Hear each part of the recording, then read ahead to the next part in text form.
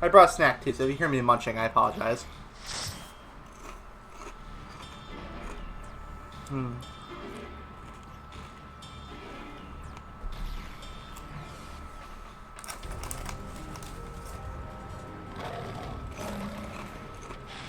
Whoa. Oh, this is so cool. Kites of Hyperborea.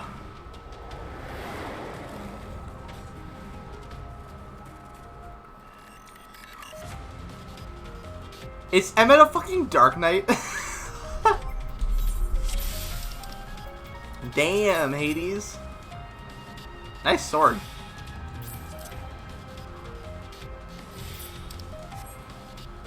Also, holy, this music is so good. Alright, so we have a Dark Knight, a Bard, and a White Mage. Let's go, gang.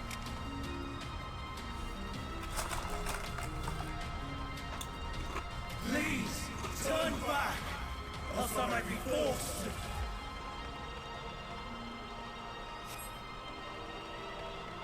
Alright. Alright to bother this is going to be.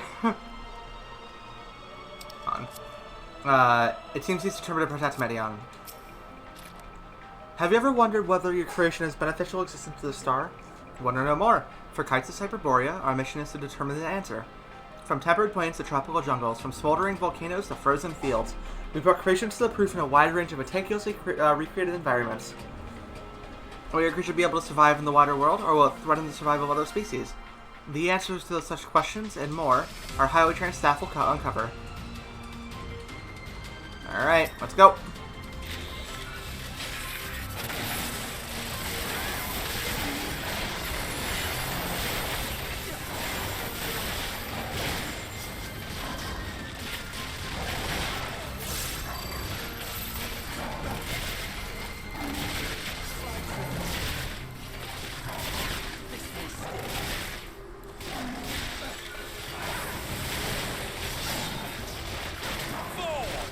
Who would have thought that mysterious thing we saw in the trailer was Hermes?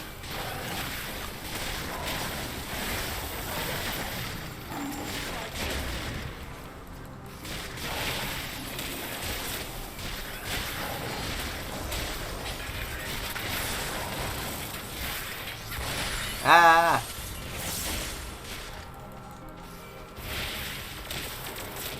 I see you opening. Should I turn on, ally effects for this? I feel like I should. Hold on. I think it's... Might be the other setting. Hold on. Yeah, it's the other one. Character config. UI settings... I forget where the setting is, to be honest.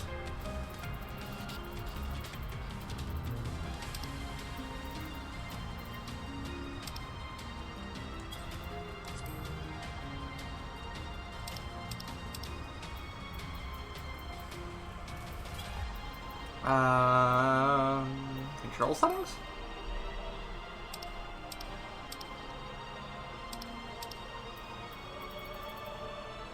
Oh, here we go, battle effects. Party, show all. And why not? Alright. I assume I can't go through this. Just double checking. Yeah. Alright, let's go.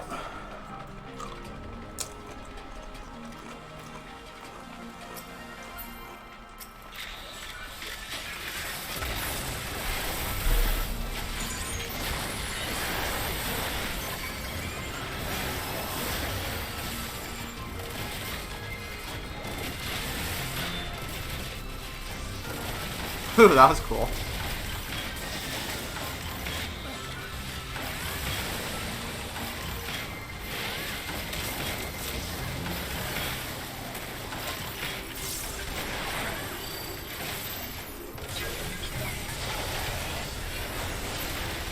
Look at all the things.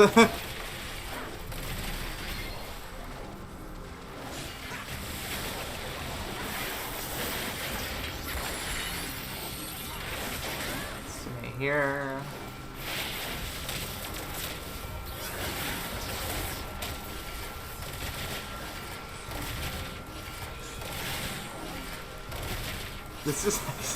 This is really cool. I love this dungeon already. The music is banging, and what's the theming, the idea of going between all these different biomes. Not to mention the party members, obviously.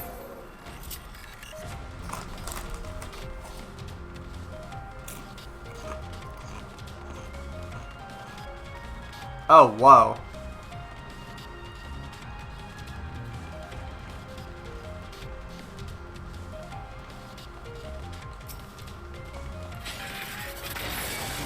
Would that we didn't have to put down the creation, says Higgledaeus.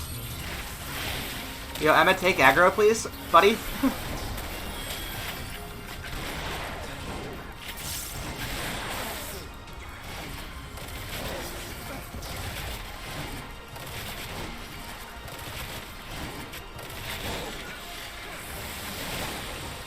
I assume Emmett changes roles depending on what you play. Oh, Emmett and not do. I'm curious what he is otherwise. I imagine as a DPS he's a black mage. Yeah. And if you play healer, Vanad's a tank, maybe? Or Emmett's still a tank, I don't know.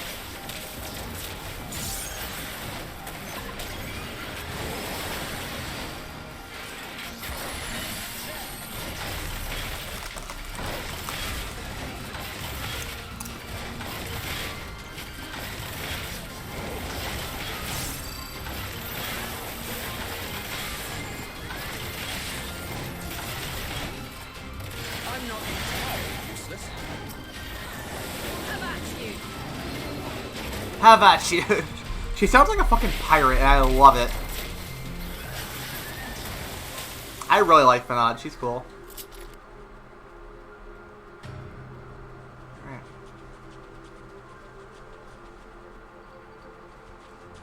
Whoa! Look out.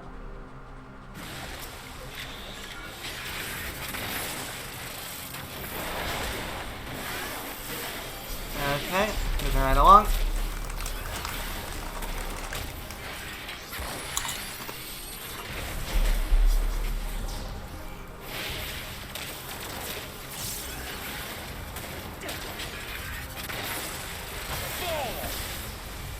Fall!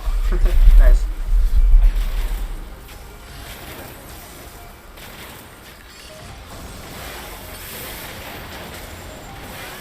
Out of my way.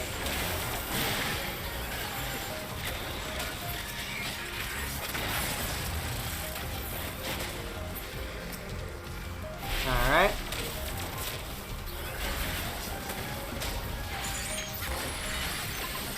Probably a waste to use that there, but oh well.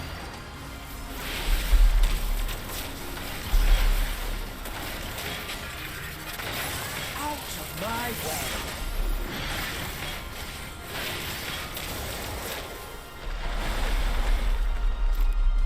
Fucking true stone skin. That's really neat. Ooh, first fight. Issa. Oh dear, this fellow seems disinclined to let us pass. Then we have no choice but to force our way.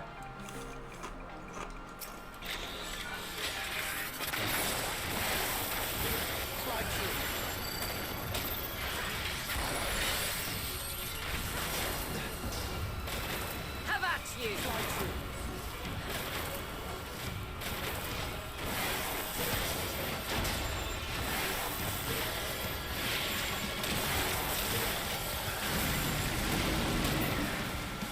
Uh-huh. An impressive concealment ability. Is he seriously trying to hide from us? Oh yeah, footprints. Did they just teleport? Motherfuckers! I can't do that.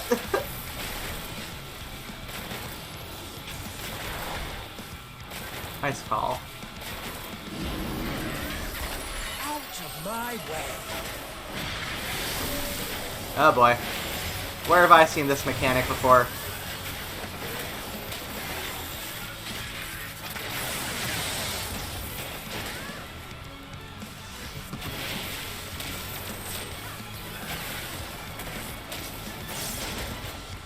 Okay, and Flying Automaton Queen. Blast Fire active. No! Don't you do that? Ugh, rude. Here. It's a promising concept. Bad timing. I wonder whose it is.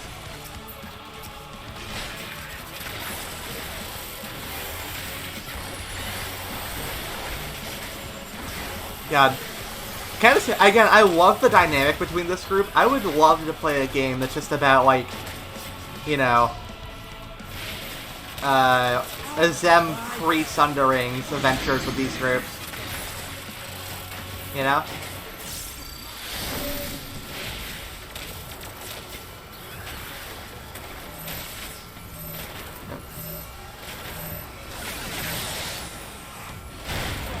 Ow. Pain.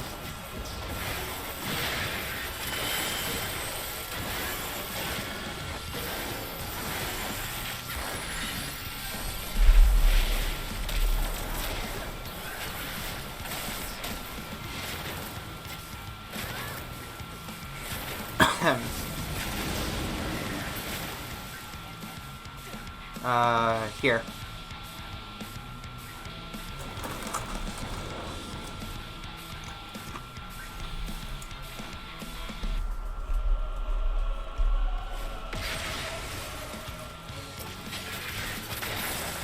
Whoops.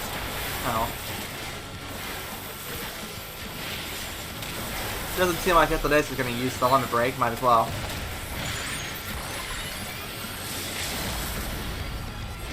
No, come back!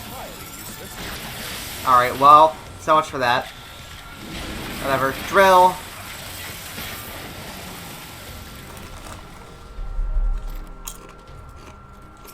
Come, we mustn't tarry. Here's what that looks like. Oh.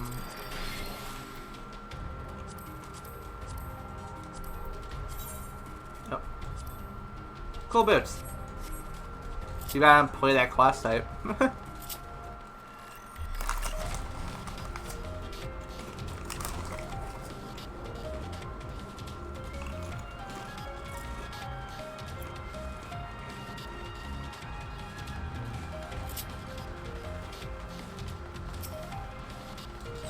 Come on, then.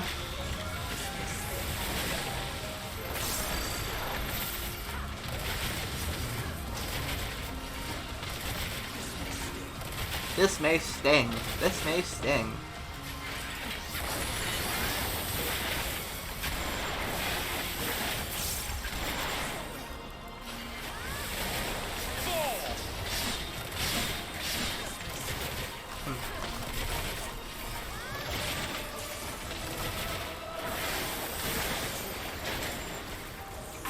My way.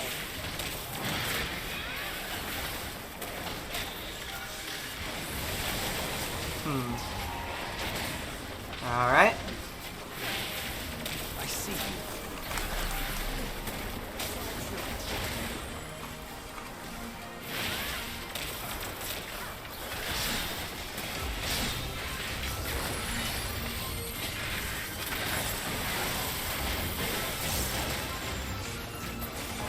Very cool.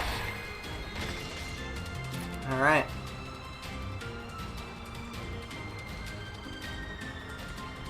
Well, that's gonna open up and break. Yep. Stay away.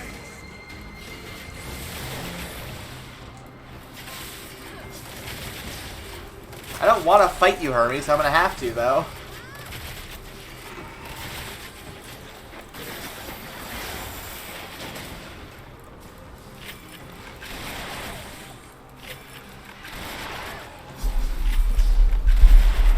Shotgun.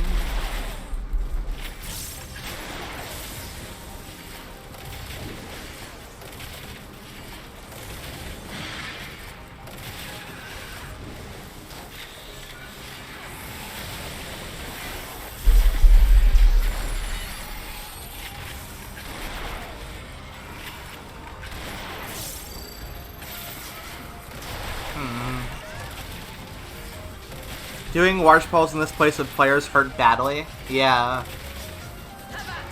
Have you run this multiple times? Like, I assume you did with the trust first time around. I don't know. I'm not entirely useless.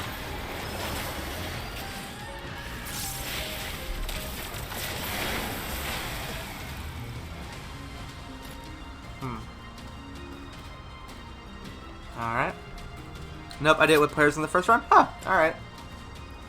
I just hope it isn't like a, after the first try, you're not able to go and do these guys with trust again kind of thing.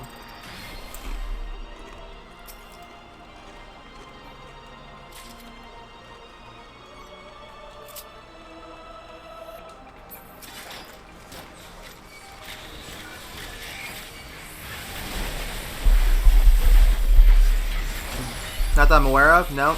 I should be able to do this stuff. Alright.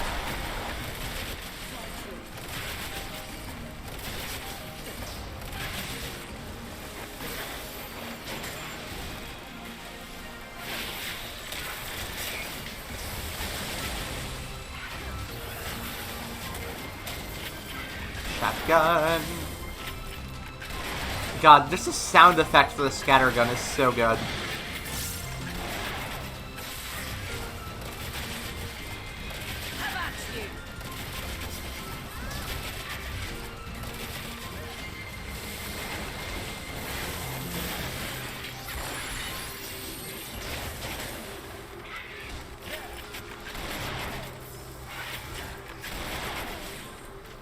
Okay, yeah, just pull the trust menu. These three are still there, and you can also drag in the signs if you want. Huh, interesting.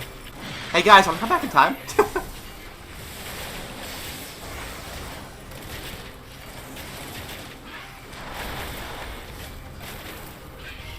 I see you opening.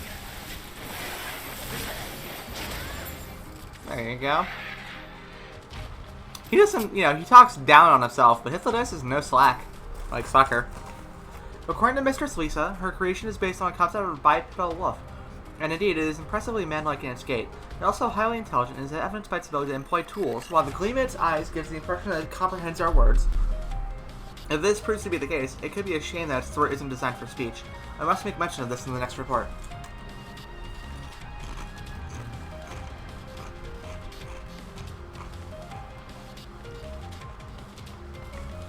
Hey guys, wanna go to the original creation? Yeah, exactly.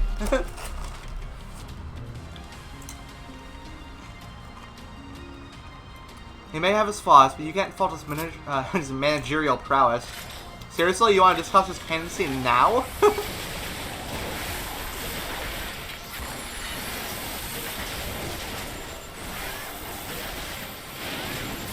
Also, it's interesting that transforming is apparently such a big taboo, considering that Emmett does it right in front of us at the end of Shadowbringers. I guess he doesn't care.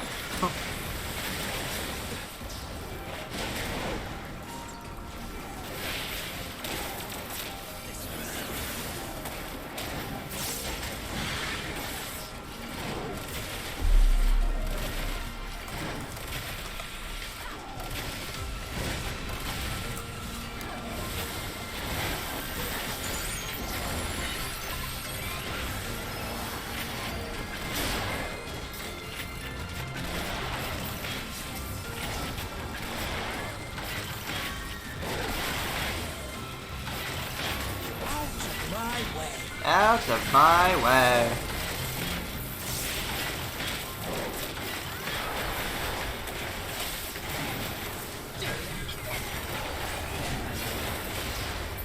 Hell yeah.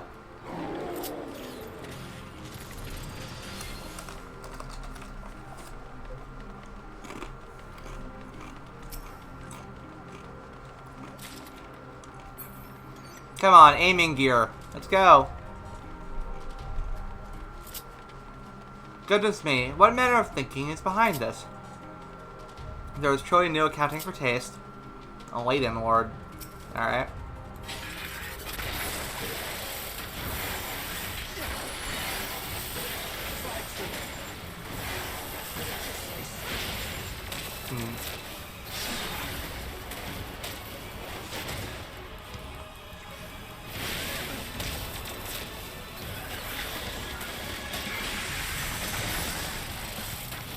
Draws an Aether. Uh-oh.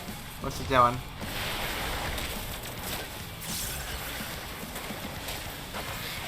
Pyric Breath. Alright, so Fire Breath, but... Oh, okay. It's just like quarters. Got it.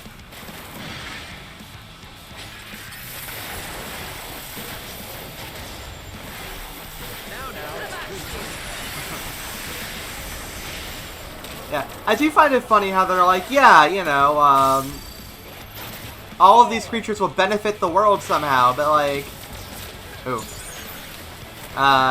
you know, most of these are like monsters we fought.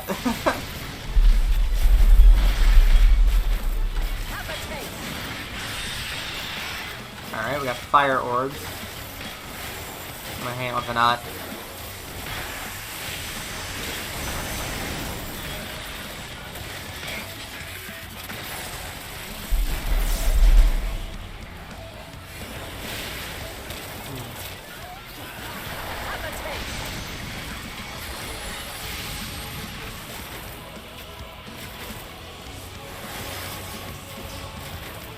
Ubadil. Yeah, I don't know how to pronounce that. Sorry.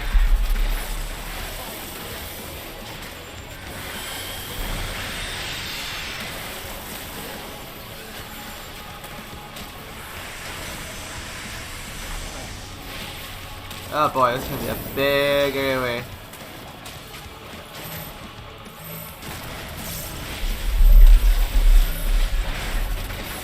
Whew.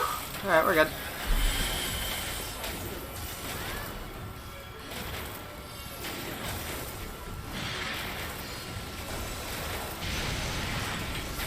Yeah, I like these mechanics. This is good. I can't wait to see the Hermes fight. I see you.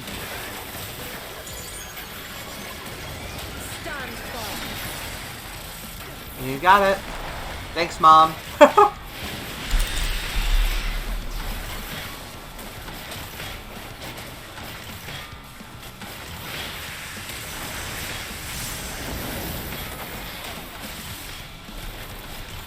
Perhaps I shouldn't be here. No, I'm fine.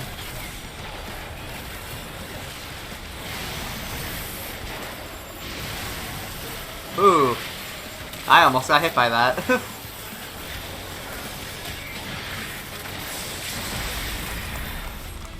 Fall!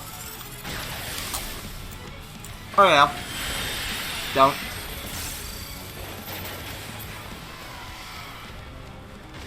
I passed for Constitution, but I failed for Intelligence. If a concept is to be submitted, I will be starting to reject it. Hey, aiming gloves. Alright. I don't want to wear the unicorn. Because I need, I want my, like, earring things for cutscenes. I don't know, I'm weird like that. Yeah, fuck. Gloves look cool, though. Ooh. Yeah, those are neat looking.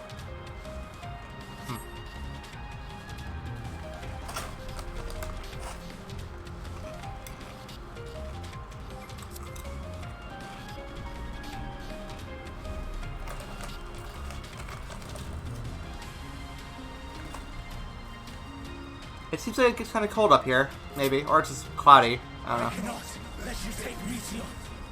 Not yet. Birds! Ah!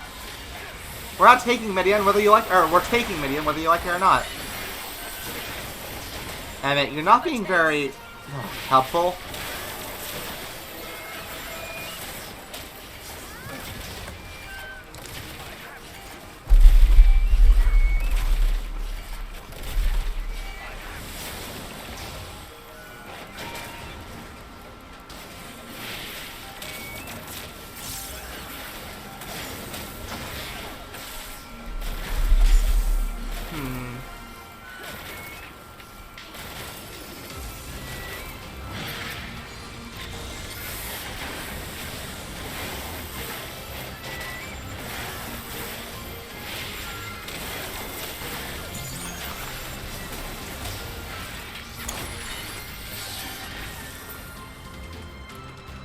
Alright, so we're gonna lift, maybe.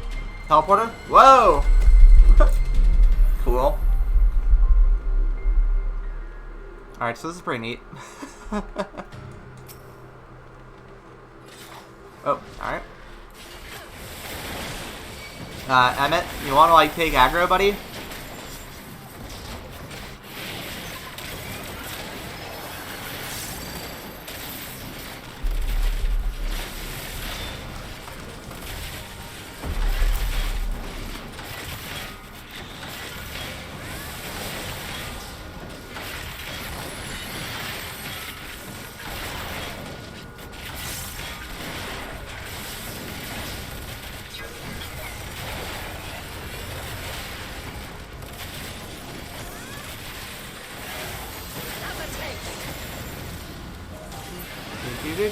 Do.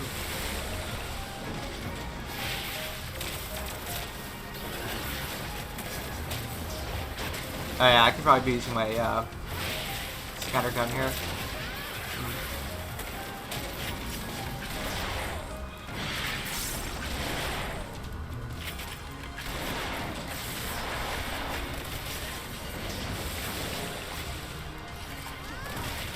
Yep, no further, come on. Ah.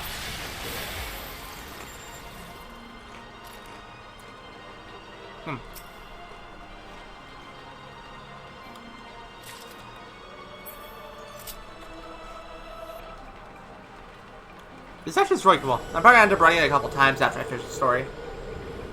Most of it is I want to see what the gear set looks like. Oh shit, this is cool. Whoa. Oh, this is cool. Okay, this dungeon is one of my favorites already. I love this. We're not going to expunge her. Enough is enough, Hermes. Stubbornness can be a virtue, but this is a bit excessive. Yeah, no kidding.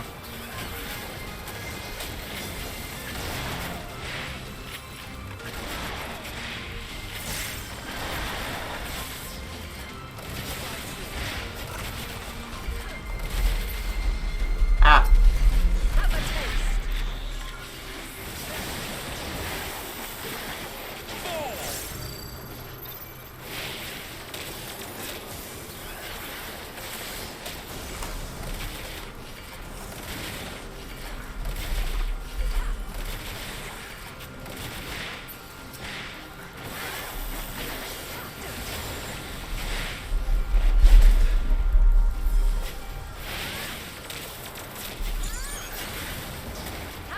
Fuck it, sure. Probably not even worth doing. Oh, nope, there's more. Haha!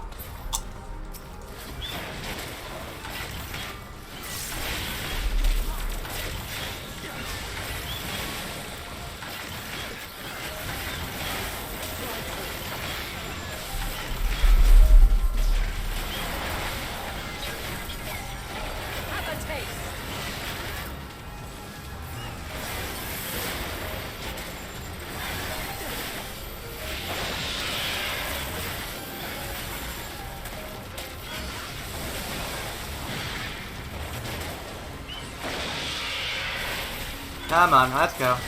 I see you over here.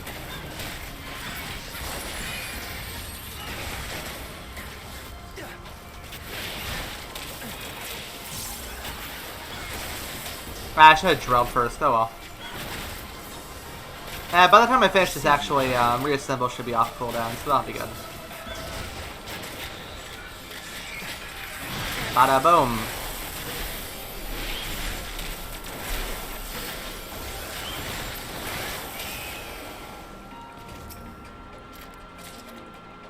Choker of aiming, very nice. Now on.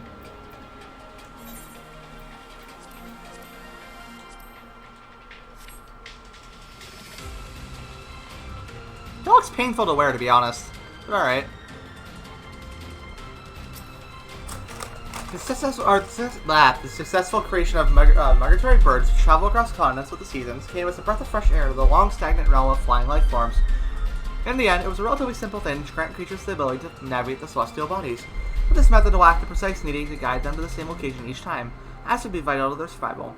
The breakthrough came in the form of magnetic fields, the use of which was discovered by the Increment Fandaniel during his tenure as Chief Overseer of Elpis, a truly inspired idea that has brought lasting benefits to the star. Neat. Alright.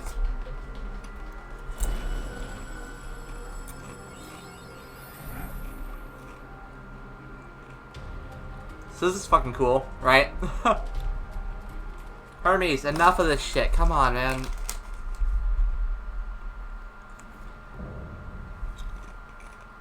Winged Defiance, Hermes. So, it comes to this. What is this mess of crap all over your front? But this time, I cannot yield. Though the world may think me a mad, desperate fool, I will hold fast to my conviction. Alright. I'm sorry. To protect Mateon, he would go so far as to transform. So far as to make himself a villain.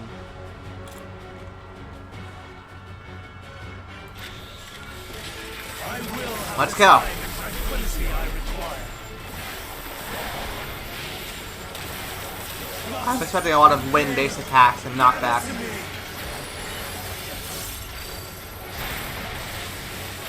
Yep, alright, AoE. Or, Arena Edge. ancient brand, unleash your power. What the hell? Oh, boy, that's a lot. I'm gonna go over here. Ow, I was not fast enough. Dancing winds, pierce my foe. My way. True Tornado, oh boy.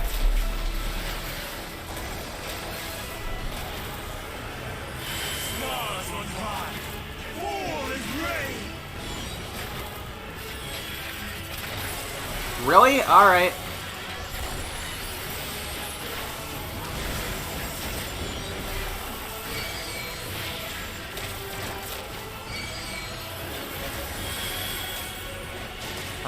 Oh shit! Ah! Yeah, I wiped. Fair enough, alright.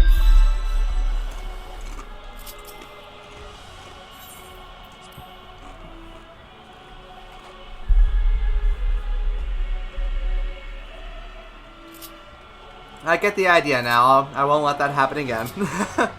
Probably.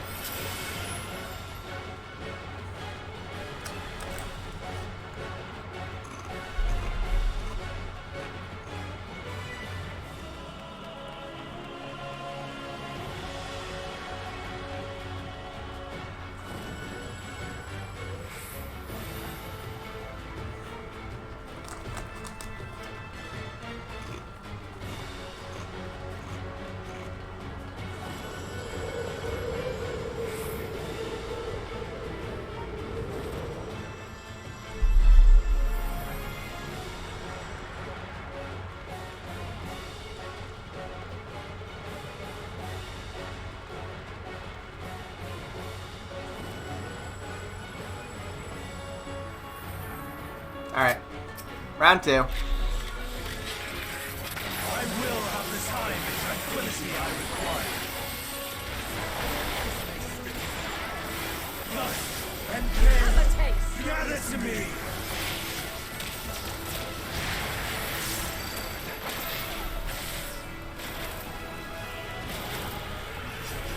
Ancient brand, unleash your power.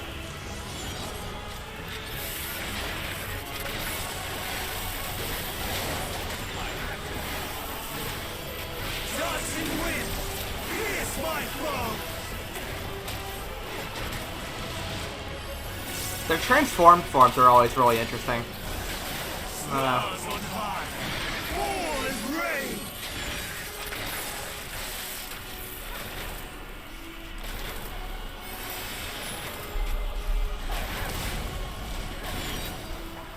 Oh, he doubled himself. I didn't even notice that.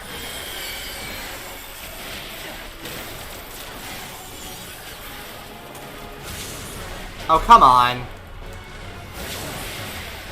Bullshit! I was behind the rock! I was behind the rock! What the fuck?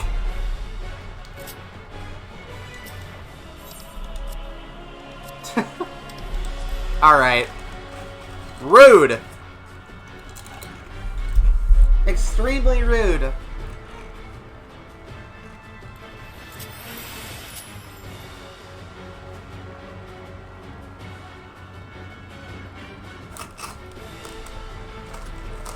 God, Hermes, fuck off, man.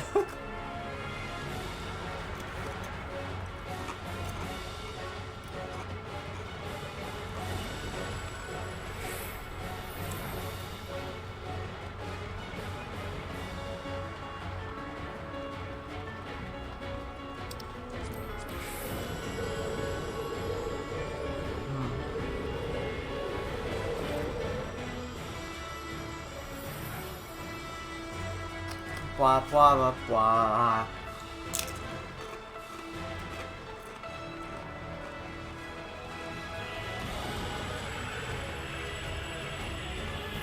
Alright, round 3. I will have the time and tranquility I require.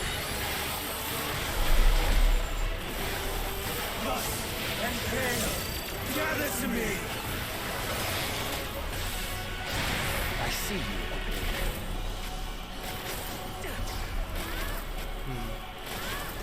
Ancient breath. Wait, that's different. Your power.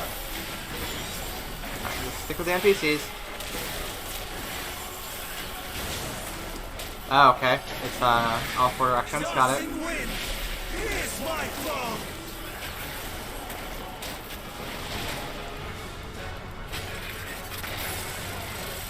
Stars on high, all is rain.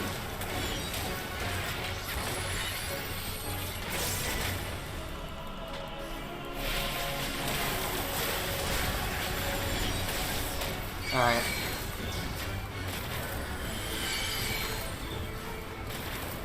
Oh, wait, I see. Fuck. Bullshit. Okay. Wow, that mechanic is dumb.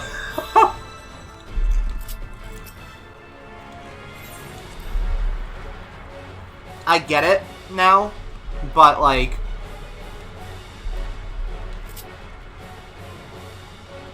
I don't know.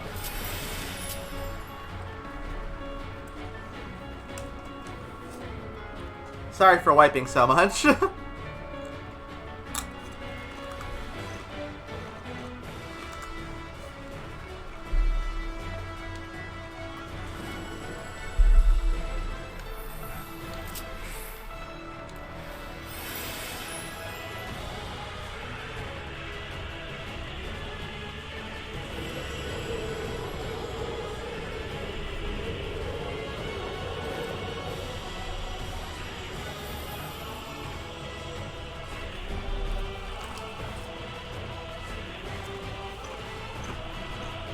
This fight must have been hell with players with no, like, NPCs to guide you on where to go in the mechanics. Alright, fuck you, we're going again. I will have the time and tranquility I require. Lust and pain, gather to me.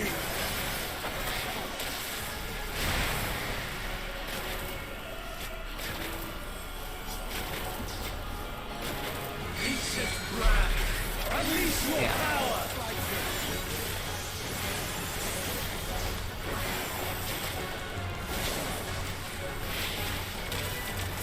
Tossing winds, here's my foe. Alright. I'm not entirely. Stars on high, all is rain.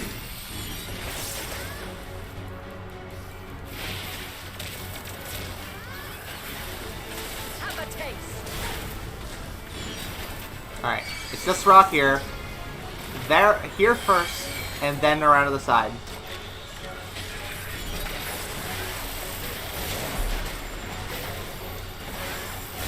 Got it. Alright.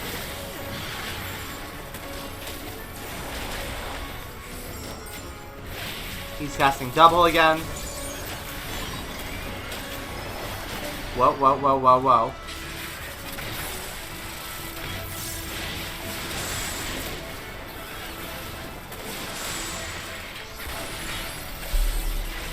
True bravery. Oh, interrupted. Alright, fair enough.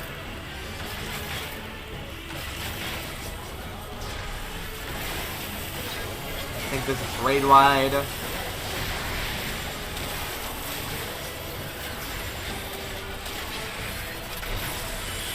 Streams of ether. Quadruple, uh-oh. Just one.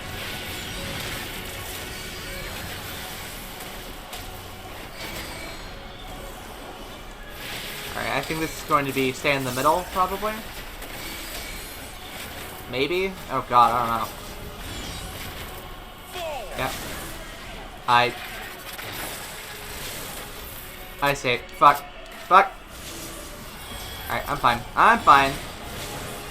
Woo!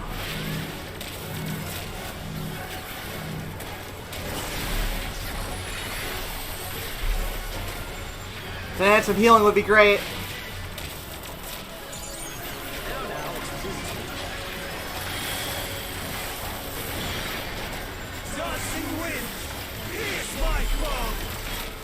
Okay, that is a Tank Buster.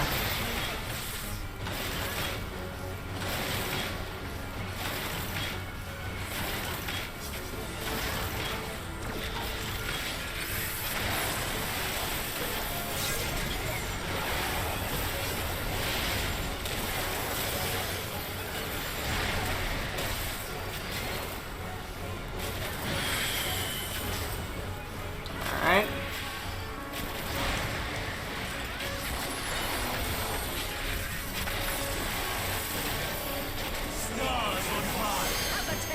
There we go again.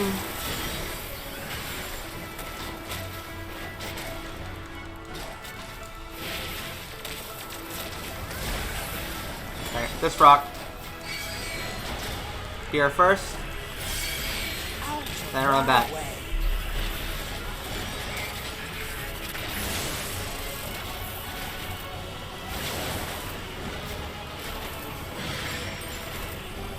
Even when transformed, but I am not finished yet. Yes, you are. Just give up the ghost, man. Come on. Shit.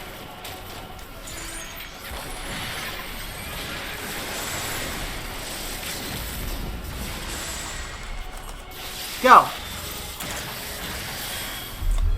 Got him. Level up.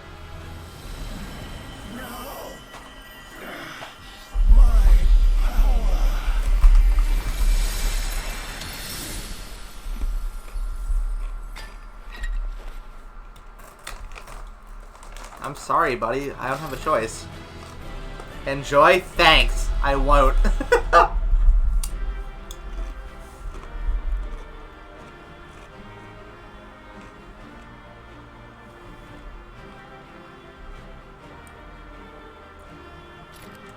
You keep saying time in quotation marks and like, I don't know. Oh, hey, I got a Reaper thing.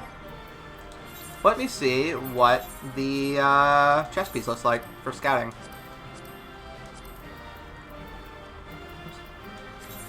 Ooh, that looks cool.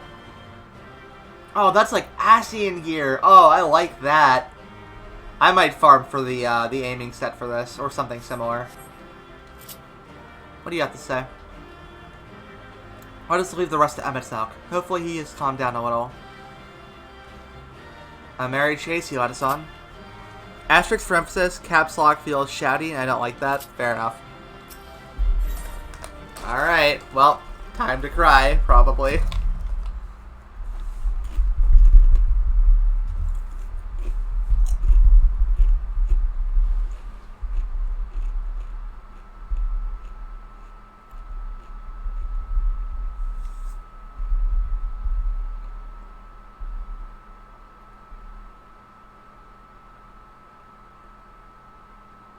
It's over, Hermes. In the name of the Convocation, I hereby take Meteon into custody. And setting aside the matter of your nomination, you will come with us too. We require your knowledge to assess and resolve the situation.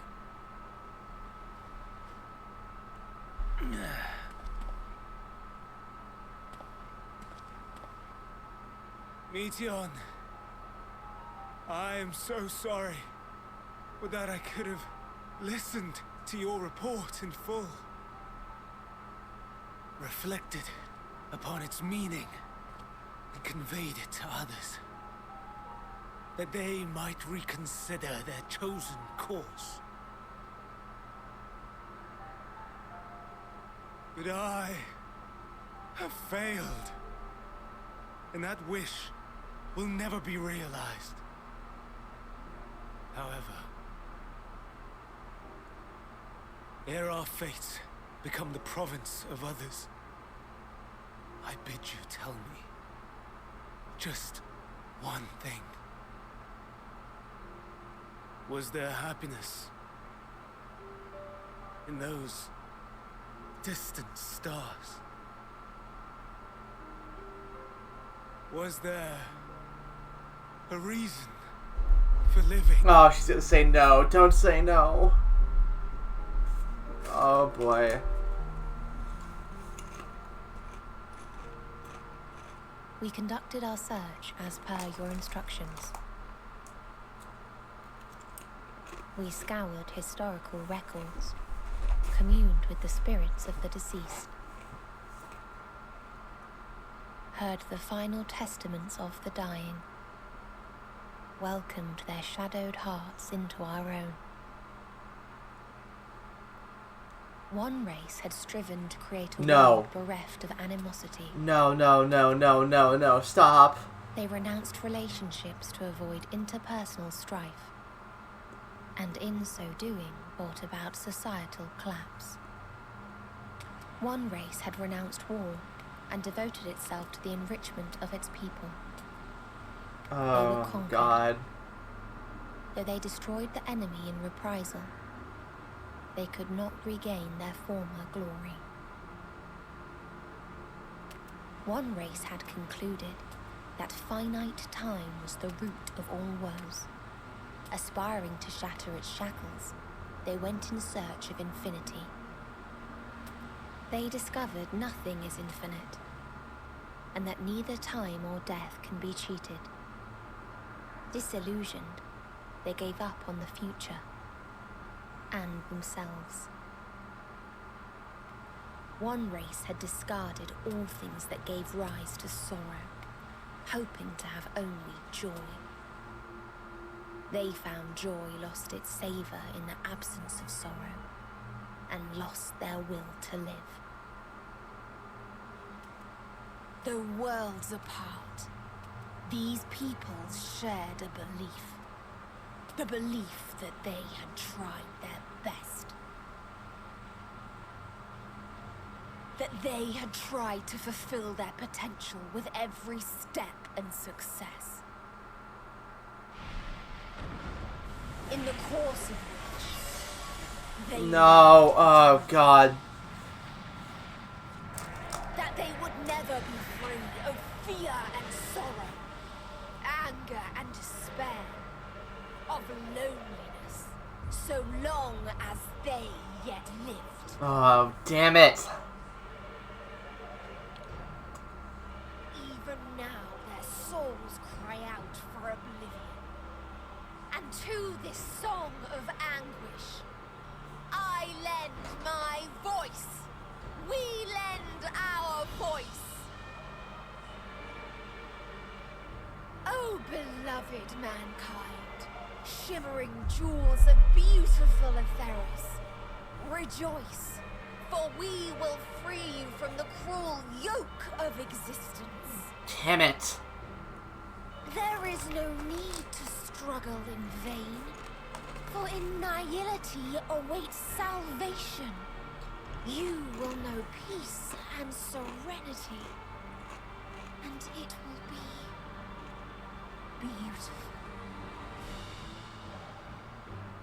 We will make our nest at the edge of the universe, and there in the dark of dead worlds hoard sorrow and suffering. There we will sing, our chorus ever louder and ever clearer, that our song may reach even this ether-shrouded star. Fuck. Such is the answer we have found in the stars. Such is the gift we now offer to Ffxiv.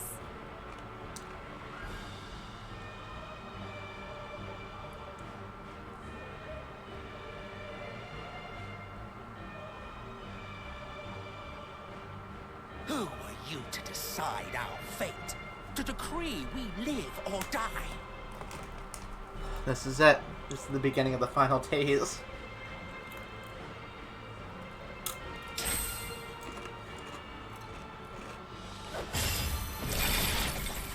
What the fuck are you doing? Have you lost your mind? You heard what she said. She means to destroy us all, yet you'd still take her side? In the name of the star, we have discarded those creations that we deemed flawed.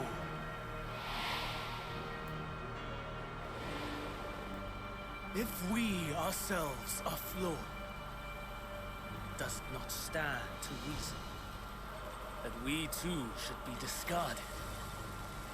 Oh, it's That is sophistry, and you know it. everything is fucked. Oh no. Perhaps it is. Perhaps I am wrong. But who is to say that you are right?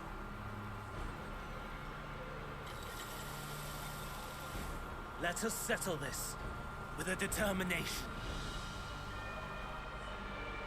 In my authority as Chief Overseer of Elpis, I will make a judgment on man's fitness to exist. Oh, here we go again with the whole right to exist thing. He can learn to value all life and retain his will to live, even should his end be justified. He will surely find a way to avert his demise. If not, he will perish in the stone. As with all determinations, provisions must be made to ensure fairness. Kairos! Awaken! What?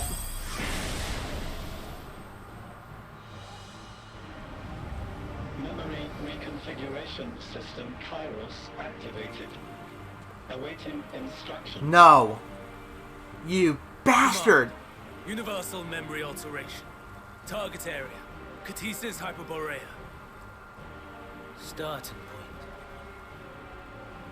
Arrival of Emmett Selk of the convocation at Propylion. Endpoint. The present. Erase the memories of all events. Replaced with a vague recollection of the following. You fucking bastard! What the fuck is wrong with you? Here, preparing to demonstrate the functionality of Kairos to Emmett Selk and Hitherdays. Meteon's shared consciousness became unstable. She and her sisters could not sustain their existence, and all dissipated with a burst. The resultant shockwave accidentally triggered Kairos, which erased several days of memories from all present. Execute. Command acknowledged. Initializing. 3 processes remaining to execution. What the fuck? Bravo. I dare say one would be hard-pressed to make it fairer.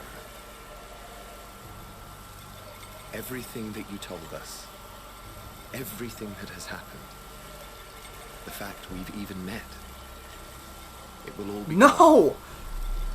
Ah!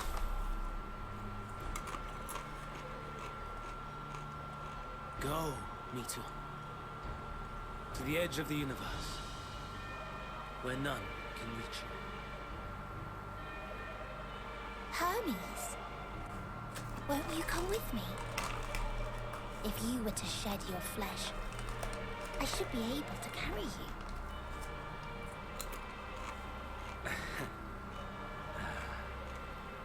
I will remain. As a man, I will oppose the oblivion you bring. Silly fool. Had you said yes, I would have granted you the gentlest end.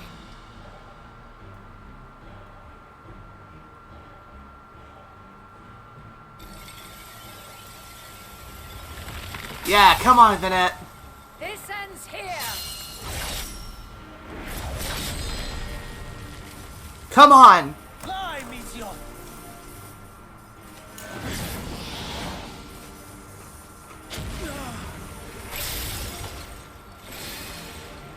That is far enough, Hermes. Wait.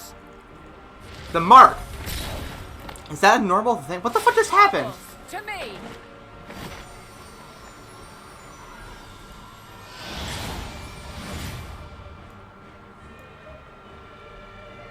First process process complete.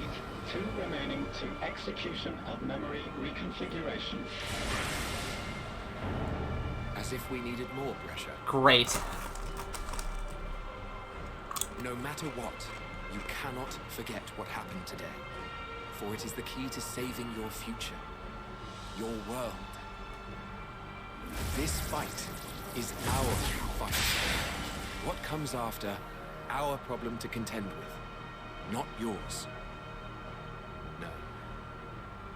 Your own struggle awaits, and no one else can take your place. Ah! I feel so helpless. I will see that you do. Now then, where is it? There you are, my little confluence.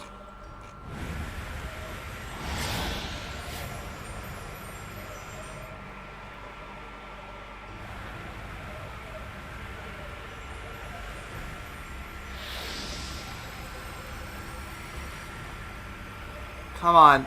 Ah.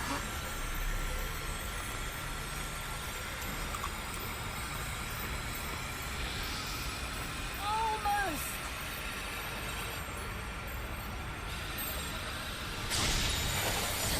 What the? Motherfucker. Very well then. You may elude us this day, but not forever. She put a mark on it.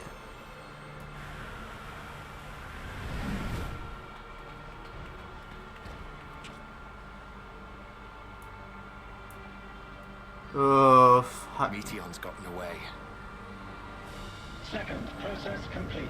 1 remaining to execution. No time for brooding. Listen well. Beyond lies a spatial confluence that connects the interior sections of this building. This is so fucked up! I will destroy the confluence and force open a way outside.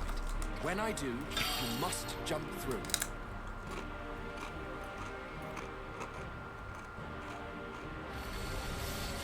I cannot tell you how sorry I am.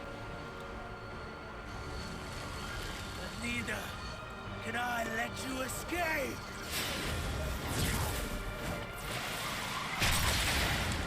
No! Oh god.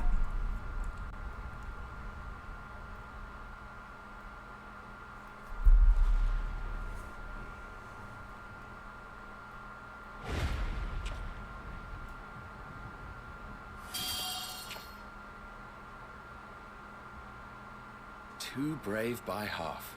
Ha. That'll work. Exemplary work, as always, Emmett Selk. What? But how? I thought the confluence was... Over there? Yes. We were rather hoping we would. Hey, boys! Anywhere but where it is now. The instant those two began making their way towards nothing, 'twas clear the plan was a diversion. I'm quite incapable of destroying a confluence, I must confess. A gambit brazen beyond words. Though we've grown accustomed to reckless improvision due to the antics of an incorrigible associate. Damn right, buddy. Though, in the case of certain present company, incorrigible is an understatement. Honestly, I'm beginning to suspect it's a requirement for every Azen. Yes! Go! I've like... Quickly! God, emotional whiplash. God damn it. I do not believe your tale. I would not suffer us to walk such a wretched path. Still, if it must be said, do not squander it. The legacy I leave you. Never.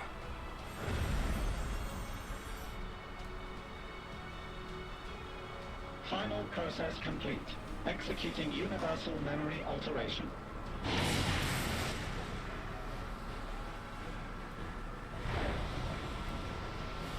Go, Argos!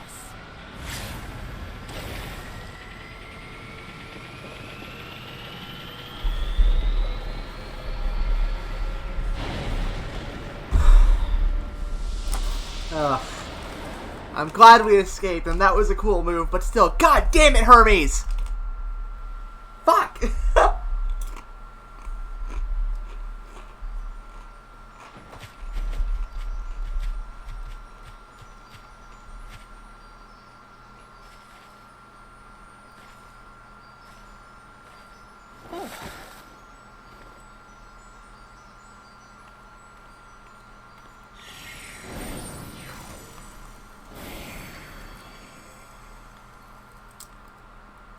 I'm fine.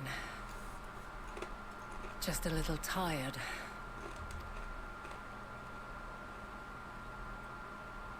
Can it be true? Are we the only ones left who see beauty in the world? In life? Are the stars above no more than husks of fallen civilizations? There has to be hope out there somewhere. There has to be. And yet,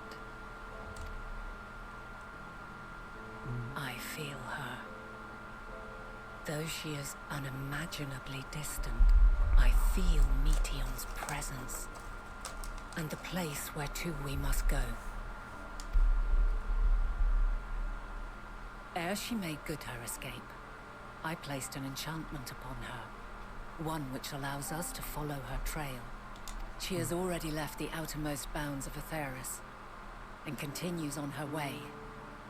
Given the vastness of the universe, it will still be no easy feat to track her down. But thanks to Emmet Selk and Hythlodaeus, all is not lost. We remember. So long as we remember, our fates remain ours to shape.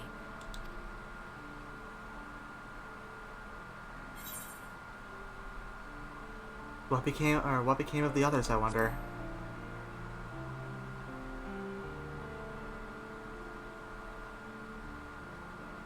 I'd like to know too. Let us ascertain the situation at Catisus Hyperborea, where they should still be. Oh god, they're not gonna remember. Oh, it sucks.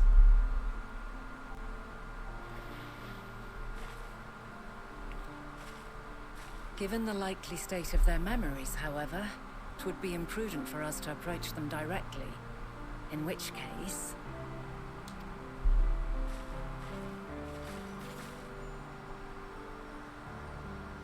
I am sorry, my friend. I've asked much of you this day. But may I trouble you one last time?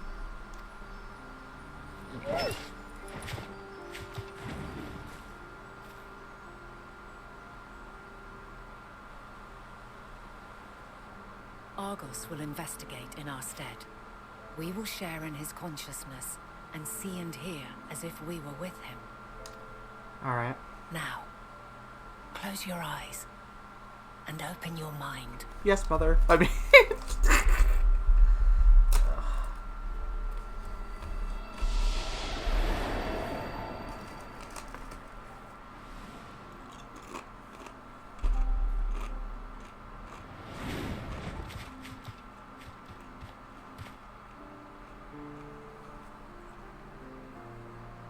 Thank goodness you are unharmed.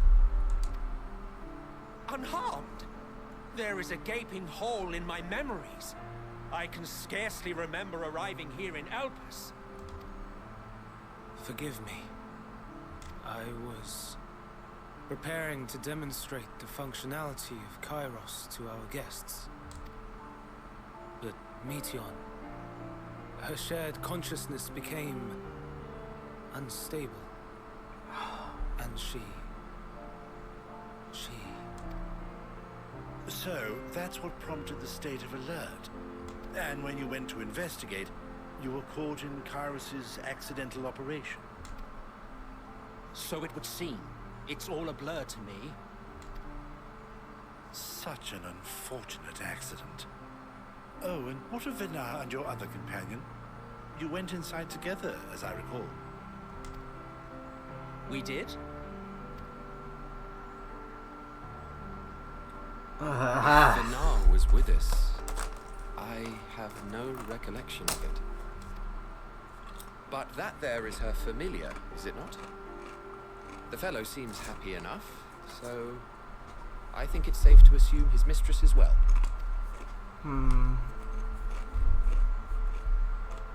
I haven't the slightest notion who this other companion might be, however.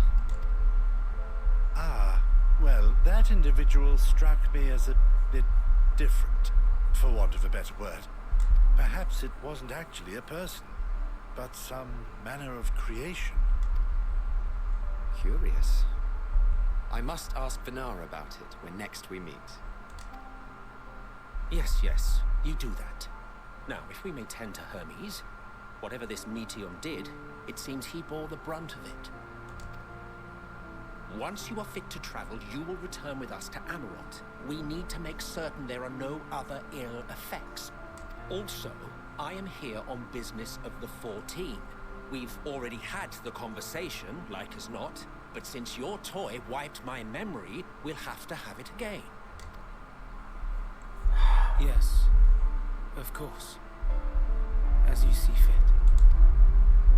This Kairos, it manipulates memories through the emission of etheric waves, correct?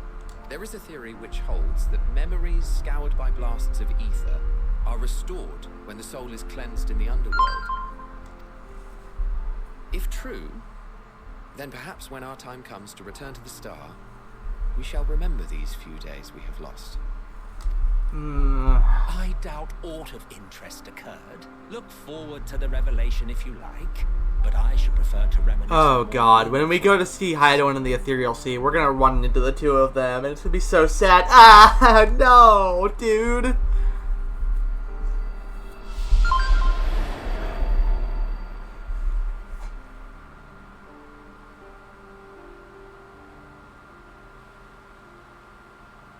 Let us rest, if only for a while. After all, you and I, we still have a long, long way to go. So...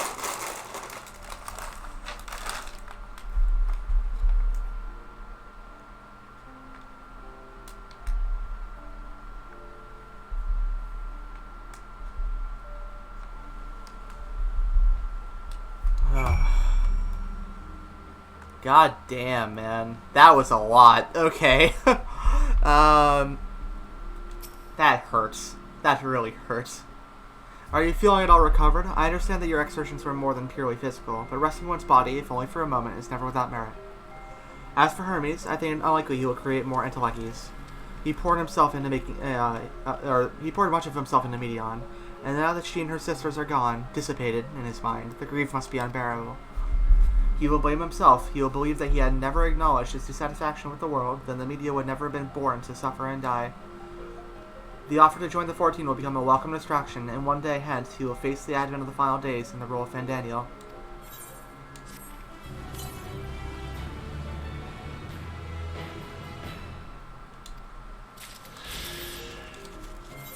Yeah. Issa, listen to me. Our duty now is to denounce Hermes for his misguided determination, or to convince Emetsalk and Hyclodeus that they have been deceived. No, we must instead ensure that the experience that Hermes sought to expunge are preserved. What remains in our memories alone will be our weapon against the final days. You must fight this battle in your age, and I in mine. Come, let us walk together once more, and I will see you to the doors of Propylion. Well, we got our answers in kind of the worst way possible.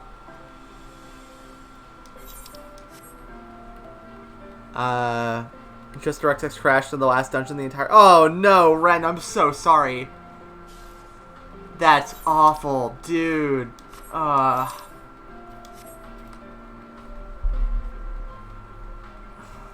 So, the final days is caused by Meteion and their sisters, which have all fallen into despair due to thinking that no other life in the universe has a meaning to live, or a reason to live. Glad you're with NPCs, but yeah, that really sucks. And so they're sending out, like, dynamis, you know, like waves, basically. And when the aether shield, basically, around the planet grows thin, they break through, and people who start feeling those same things get kind of linked up and fall to despair and then explode into blasphemies. That makes sense. I just don't want to have to punch Medion. Oh, God. I mean, maybe there will be some other way, but I feel like there's going to be no easy answer to all of this.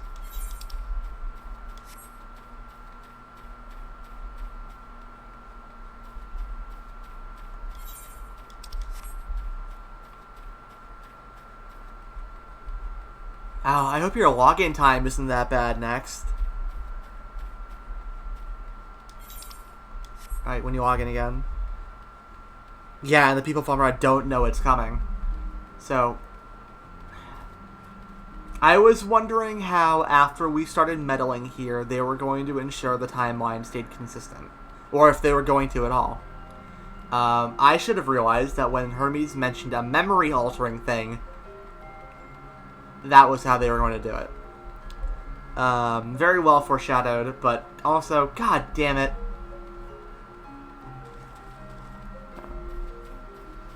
Alright.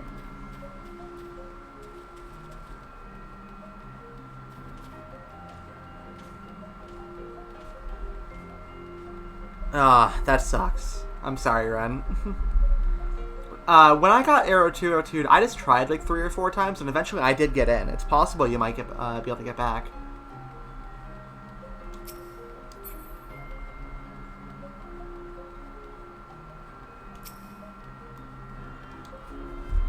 Your time in this age is drawing to an end. Upon speaking of an end, several cutscenes will play in sequence. It is recommended that you set aside sufficient time to view these scenes in their entirety. Okay. Obviously, this outfit is huge spoilers. Would you recommend I keep it on for story reasons, or de-glamour it so that I don't spoil other people who might see me when I pop out wherever I pop out? You know, will I get a chance to change my glamour again before people see this? Because earlier, when I had to do duty roulette to level up, I accidentally forgot to do that and almost spoiled some people. Thankfully, I got it before they finished the cutscene.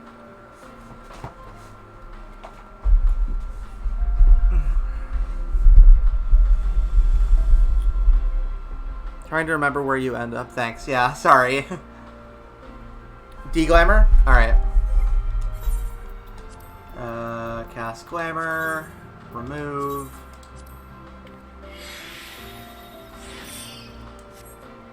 That should be fine, I think.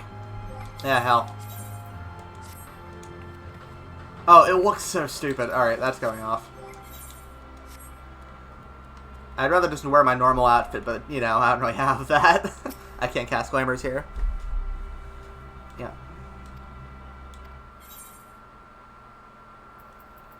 Hold on. For the sake of cutscenes, and because I'm just like that sometimes. Nope, not that one. Nope, not that one. There we go, that'll work.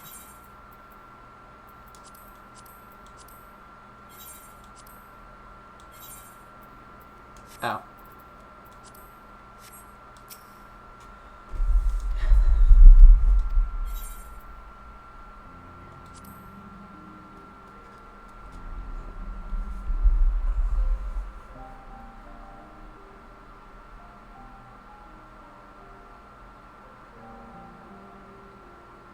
So, it is within. The portal that brought you hither, and will take you home.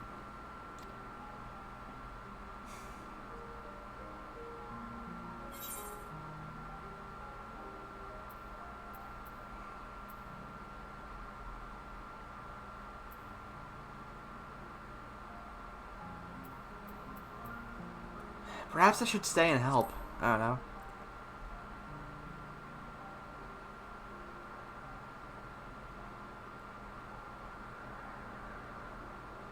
I appreciate your sentiment. I truly do. But 'tis a very long game that we must now play. And while you have maintained a stable presence here thus far, there are dangers in lingering over long. No. You must return to your own battlefield. Make use of the knowledge you have attained, that your days here and our friend's sacrifice be not in vain. With Meteon free to pursue her designs, 'tis only a matter of time until the final days are upon us. We must be ready. From fortifying our defenses to securing our escape, there is much to be done. Yeah. In spite of this, we cannot allow the report that set this calamity in motion to become common knowledge. Were the masses to learn the fates of the other stars, I fear the situation would spiral out of our control. I must carefully consider who can be trusted and bring them into the fold. I have to wonder what happened to the original SM, though. I wouldn't hesitate to call upon the 14. However, it was the desire for a fair determination that drove Hermes to attempt to erase our memories. And were he made aware of his actions, there is no telling whether he would remain a friend or become a foe. Alternately, we might try to alienate him from the convocation. Yet in doing so, we would deprive ourselves of a brilliant mind, who would be invaluable in the crises to come. Quite the dilemma. Which is why I must work independently of the convocation. Regardless of how we proceed, if we are to permanently avert the final days, we must be equal to Hermes' challenge. We must prove that mankind is worthy to exist. And this hinges, I think, on how we confront the all-consuming despair that accompanies a senseless and seemingly inevitable end. Bewildered and divided, we would perish like the peoples of those celestial ruins. We could not hope to survive the final days, much less take the battle to Meteon at her nest. We must find a way to defeat despair, to unite and prepare as many as possible for the struggle ahead. Yep. Heavy will weigh the burden of guiding this legion of souls. Yet I have faith in mankind's potential. As long as he believes in himself, there is naught he cannot achieve. So I will not give up on him. On us. You may find your world to be very different. Or perhaps the erasure of our friend's memories has sown the seeds of a conjunction between us. We cannot know until the moment is at hand. So shall I strive to do my best, taking naught for granted as I walk my path.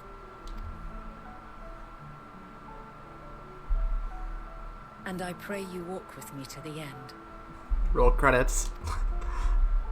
As you move forward, so too will I. As will all, resolved to fight for the morrow. And so the pact is forged.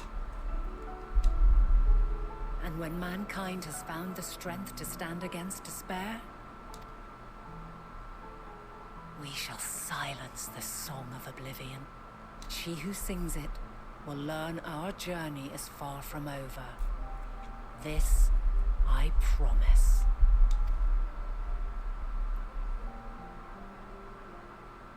Fare you well, my light of the future, till we meet again.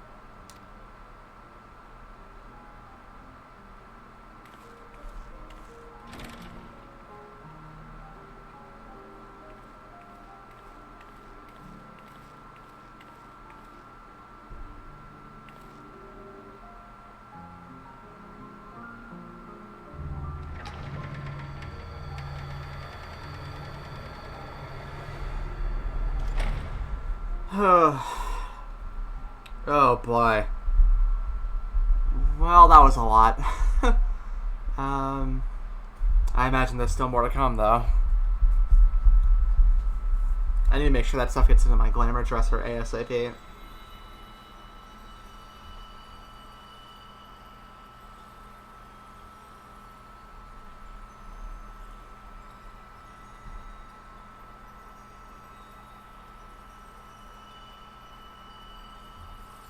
From this day forth, I shall strive to bring honor to the seat of Vandana.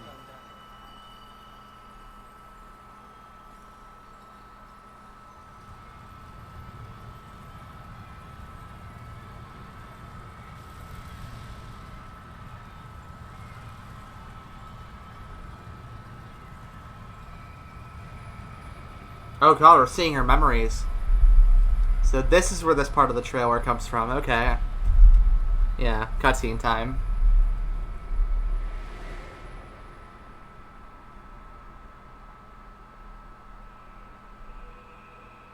Oh god, this song, motherfucker.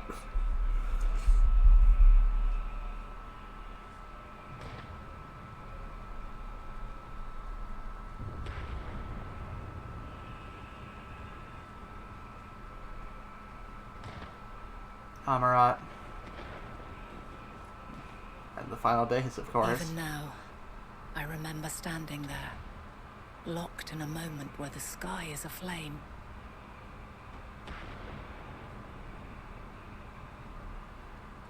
Where stars fall as tears, and screams darken the seas. Where resignation rots the trees.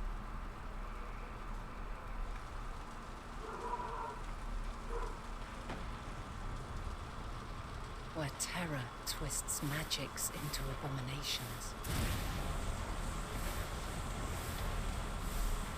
Such is the lament of they who have gone before. The song of they who tried and failed to create a better world. The song of the end.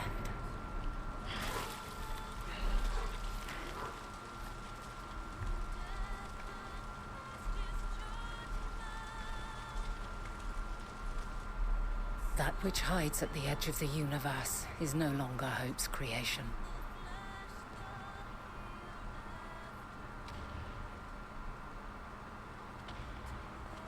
It is hopelessness incarnate.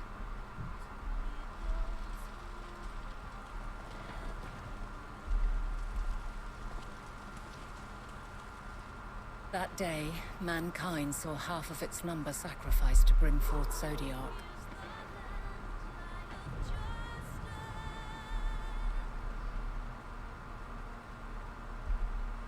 And covering the star in a shroud of ether, we forestalled the final days.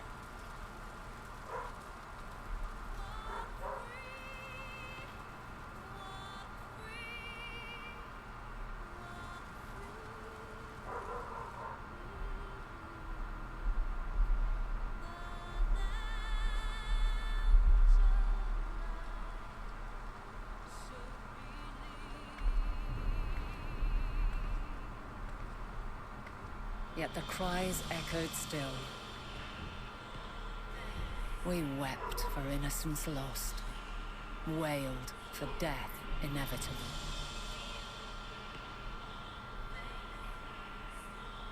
A reality too terrible to bear. And for too many who sought comfort in gilded memories of joyful days and tranquil nights.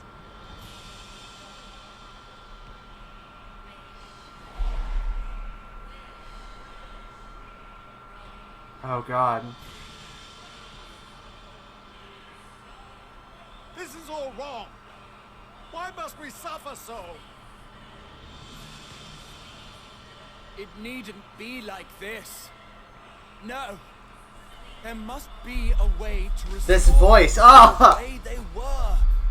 To reclaim the perfect paradise we once had. No, my friends. Suffering exists, and we cannot pretend otherwise. No civilization, however great, could eliminate it. If we would live, we must accept it as our constant companion. Let us not seek to forget this tragedy, Let us carry it in our hearts, that we may grow stronger and know true happiness. We can't accept it. We won't accept it. It will be ours again. A world free of sorrow. Trailer moment. That's No, great. Yeah. it will not. For there has She's ever really been cool. I'm glad she wasn't just some bad mankind guy in was the but end. spared its biting sting for a time. So please, open your eyes. To try and reclaim those lives we lost by sacrificing yet more isn't wisdom. It is weakness.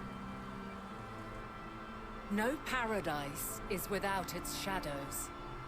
If we cannot accept this truth and learn from our pain, then our plight shall be repeated.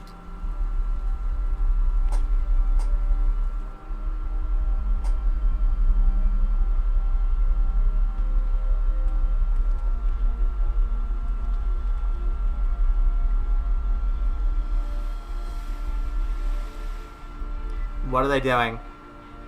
O mighty Zodiac, God born of our boundless faith, we bid you, hear our prayer. Stop, you idiots!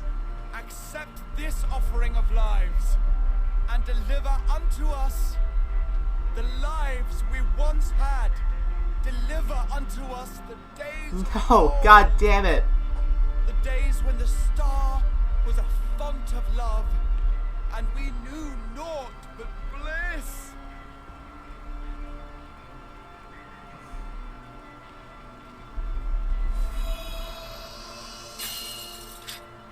Her weapons are so cool looking, by the way.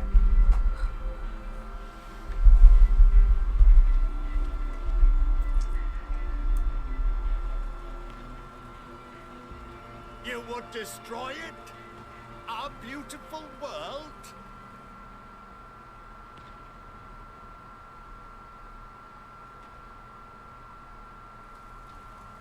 Lands that stretched on forever. Skies one could drown in.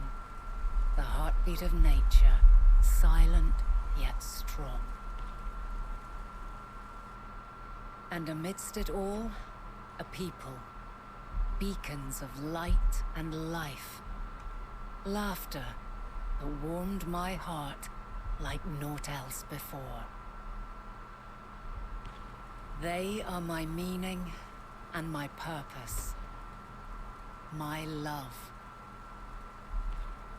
In spite of, or perhaps because of this, I choose to believe in mankind's potential, in his ability to find a way forward. So let there be no way back. From that temptation, I sunder us. Hey, yo! No more shall man have wings to bear him to paradise. Henceforth, he shall walk. Hell yeah! Yo!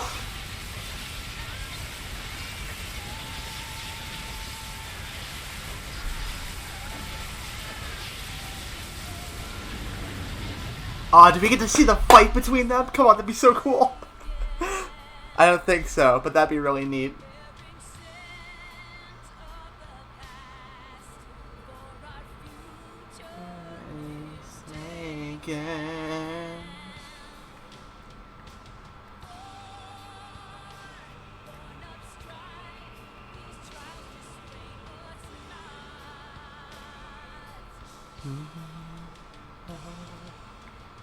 All is excruciating pain.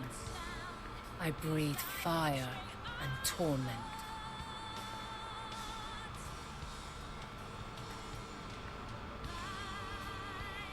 I birth a world of suffering to mire and plague.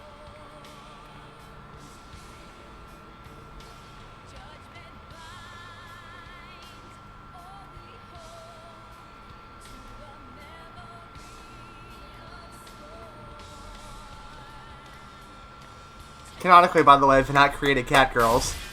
Ooh. No, wait. Oh god, don't give in. In one fleeting moment, lives come and go, ever moving towards the unknown. And in that fleeting moment, they cry for the answer to the question. Why, given life, are they meant to suffer, to die?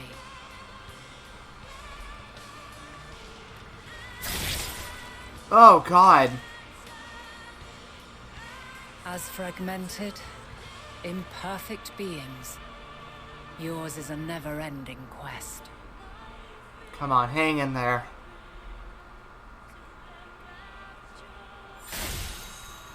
Yo, what Quest to find your purpose, knowing your end is assured.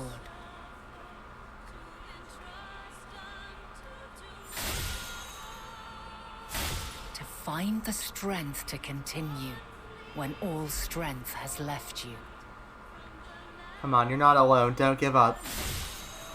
To find joy, even as darkness descends. And amidst deepest despair, light everlasting. Come on. Oh god, that's a terrifying image. Oh, hang in there, Vinette.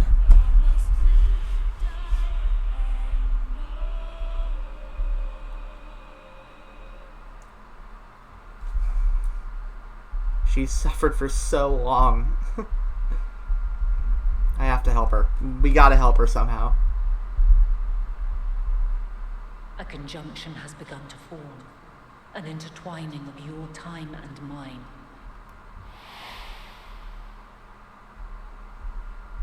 When you truly understand what is at stake, and your journey has prepared you to surmount the insurmountable,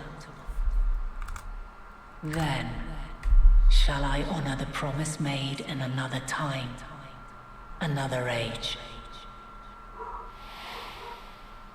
The consequence of her sundering the original world into its 14 bits, she has to live through every person's birth, life, and death, from the time of the original final days till... Yeah, I mean... Oh, God, she's been through hell.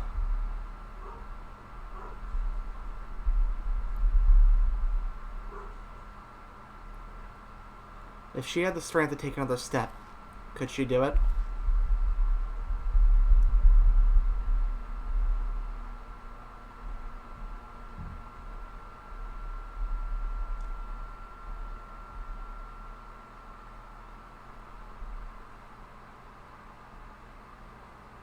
Wow, that was a lot. Fucking hell. Okay. Yeah,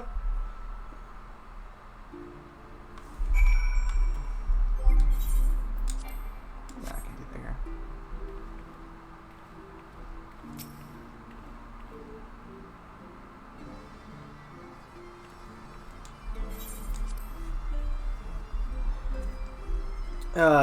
Wow, okay, that was something.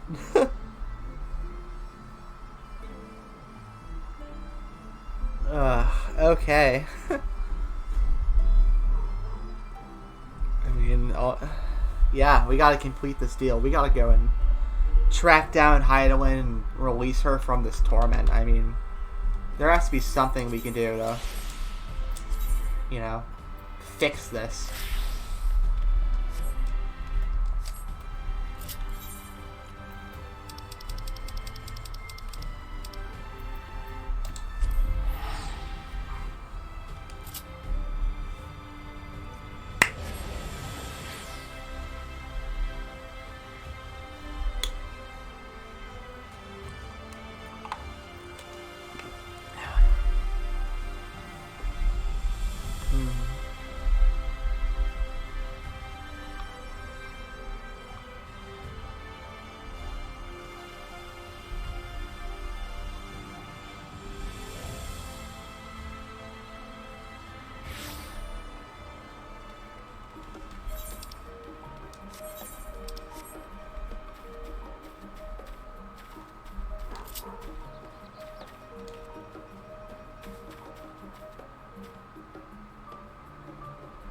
Let's see how people react to finding out that just happened. Actually, there's a glamour dresser here. I'm gonna throw some stuff in there real quick. Also, by the way, I don't know if you saw it, but the set that they sell, there's a vendor in Elpis that sells gear. It looks really good. I would recommend taking a look if you haven't seen that already. I don't know if you get that from coffers. I don't think you do. At least if you don't, it's definitely something I'm going to look for. Alright. Uno momento, por favor. Body and hands. Oh. One moment, please.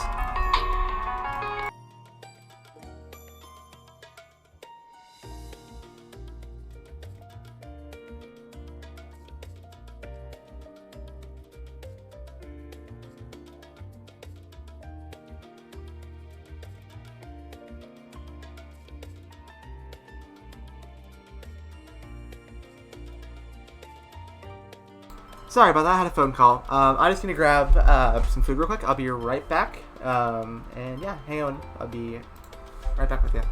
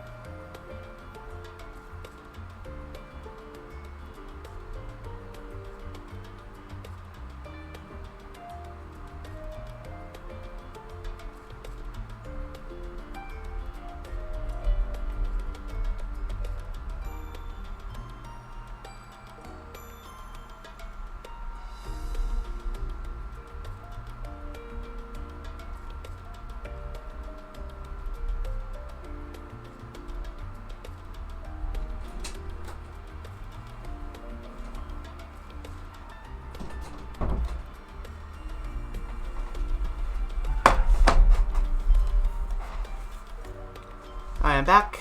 I have a sandwich. I'm good to go. By the way, I just want to bring, kind of attention to the phrase "new old friend," because god damn it. Oh, that's something. Alright. Let's see here. Yes, office robe. There wasn't gloves. North Sea coat.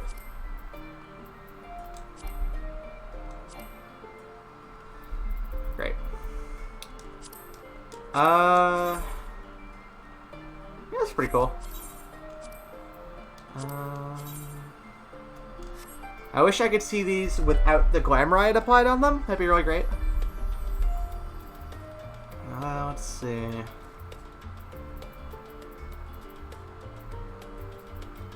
The last unicorn gear is pretty neat, but I feel like hold on. Do I not have that equipped? No. Okay.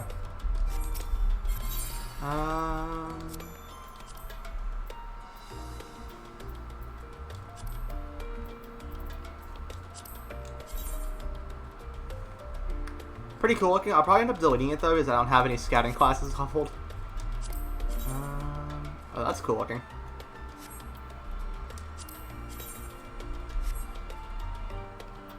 Sure, why not?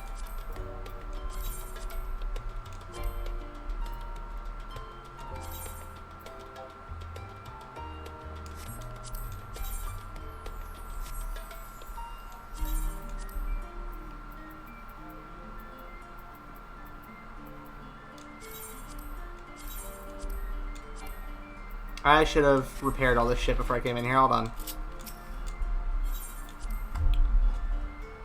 Bum, bum, ba, ba, bum, bum, bum.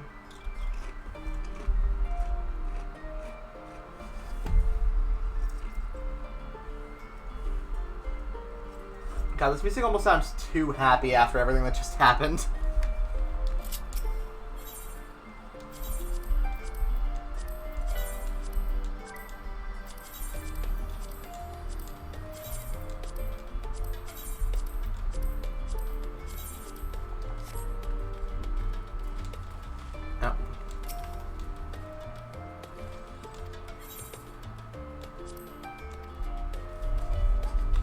I'm just gonna empty my inventory into my glamour chest for now, at least the parts I want to keep. Just to save room, because there's still plenty more to go, and I have stuff that I'm never going to use in here. And or I want to keep for glamour. I don't really... I didn't think that looked very good, so that could probably go.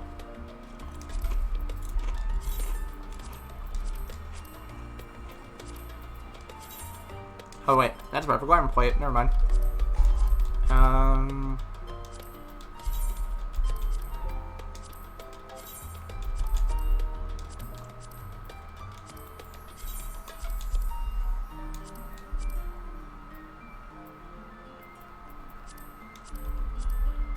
Let's see, yep.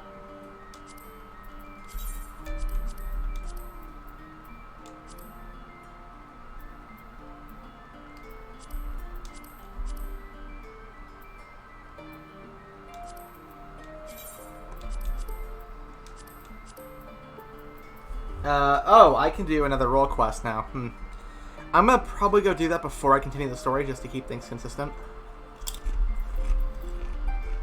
Not sure. Oh, that needs to go in. Let's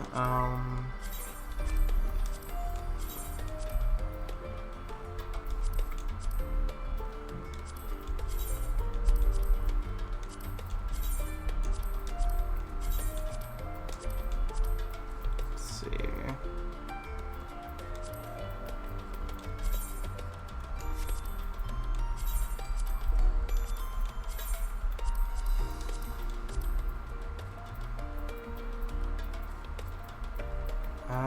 Okay.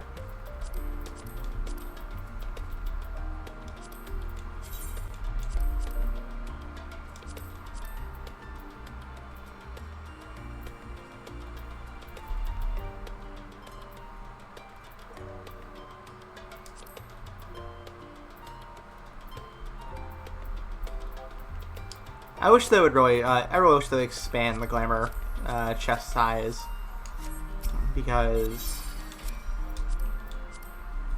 I don't know. There's just like only having 400 slots is not enough to have stuff for every class. I feel like.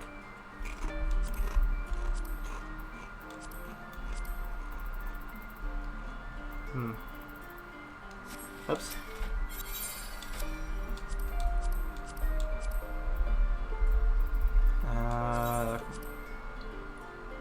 Probably should have checked what that said. Oh, that's fine. Try on. Nope. Sure.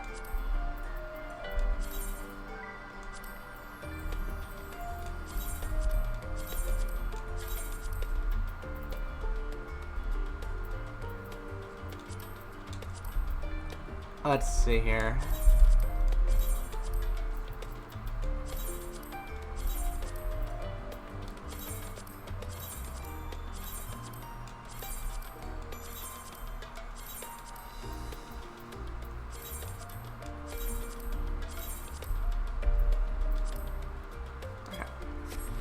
And then I'm just going to edit glamour plates real quick to make something for later. I just need to find something I can get rid of. And, well, maybe.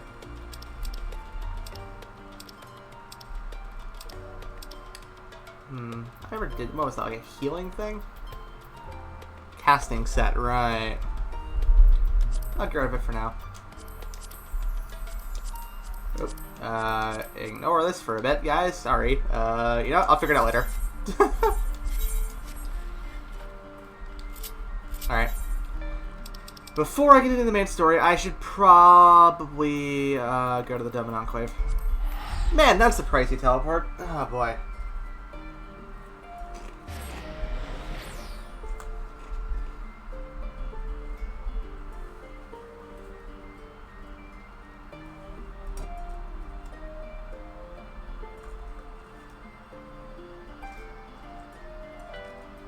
Okay.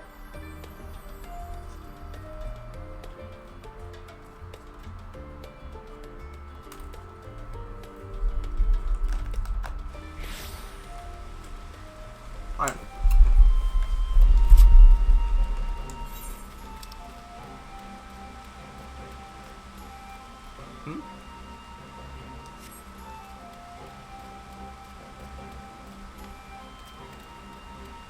Where am I going? Hello? There we go. I'm walking the completely wrong way just because I got turned around by the quest marker on here. Let me holster that for you? No. What am I doing? Alright. Here we go. Hi, Yagiri.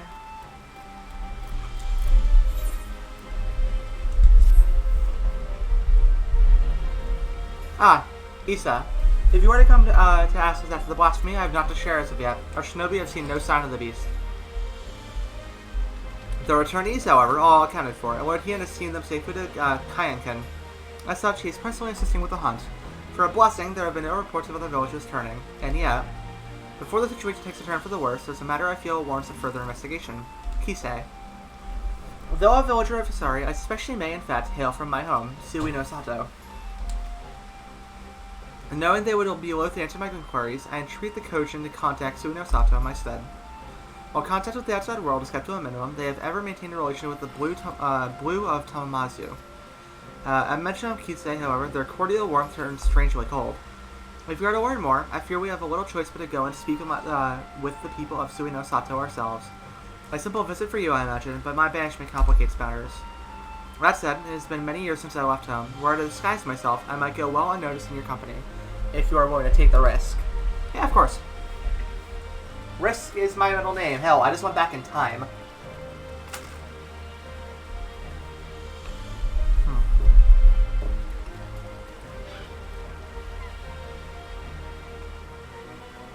Thank you. Let us make for Honorako then. Right.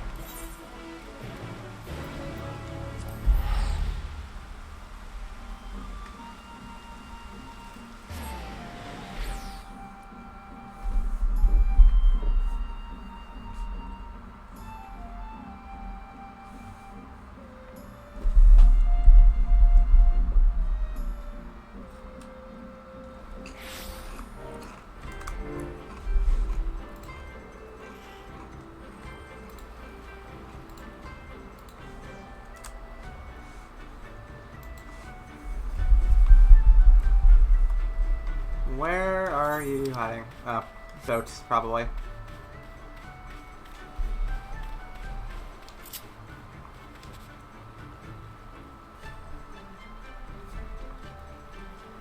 Seems like great weather to go out on a boat.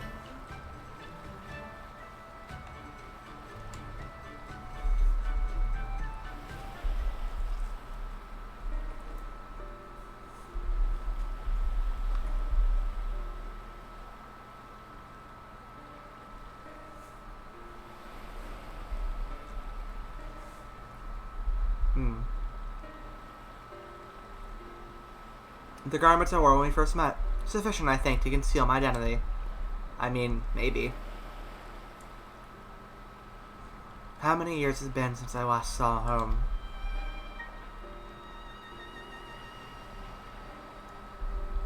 I'm a shinobi of Dama, aye, but even as a child I sought to ensure the safety and survival of Sui no Sato. I was quite bold in those days, if not a touch reckless, and together with the other children I often ventured beyond the borders of home. We yearned for adventure, and so one day we sought to behold the wonders of Doma. Imagine our horror to discover a city of ruin and ash, imperial soldiers marching through the streets. We fled at the sight, but in my haste I lost my way in the bamboo groves.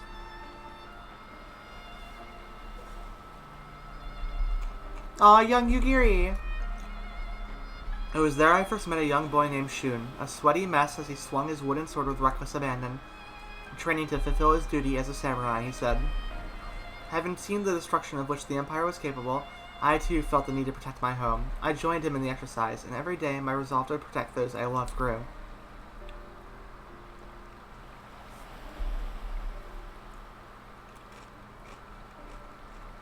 Sadly, my elders refused to listen. They were content to remain hidden beneath the waves, and hopefully the Empire's notice. With a heavy heart, I left in search of the strength I believed we sorely needed, and I found it as a shinobi. But the people feared war and confidence would follow on my heels should I return.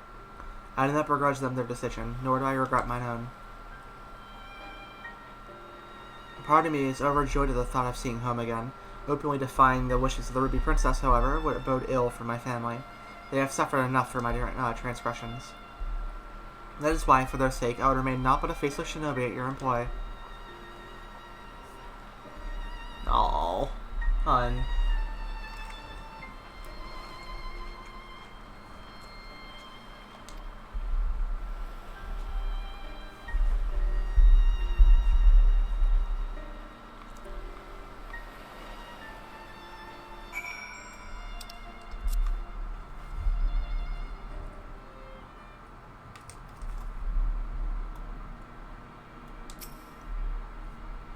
All these years, yet naught appears to have changed since the day I left.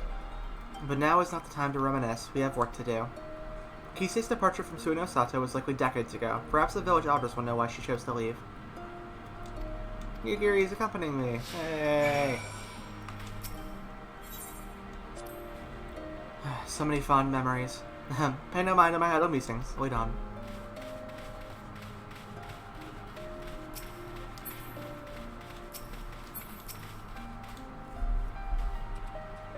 Kisei? The name sounds familiar, and yet... Apologies, friend. My memory is not what it once was. I'll just seek out another. Yeah. So the Rayan, or the species I am, live in these like underwater cities. It's really neat.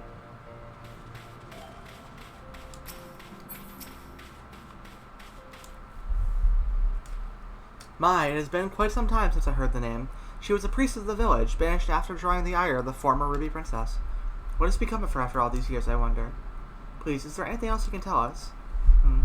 Unagi was quite close with her, if memory serves. Perhaps you should seek her out.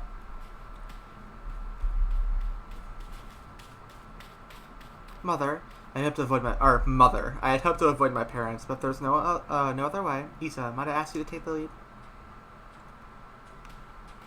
Right.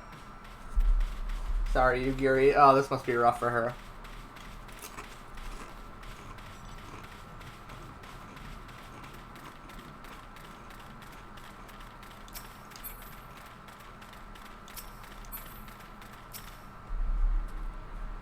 I say, are you not the adventurer who aided Yugiri in Doma's liberation? 'Tis good to see you again. To what do we owe the honor of your visit?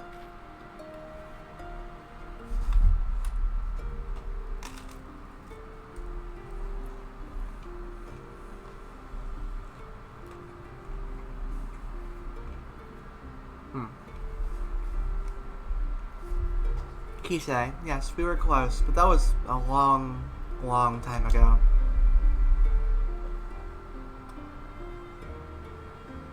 Still, if I can be of assistance to the woman who I owe so much, I will share all I know.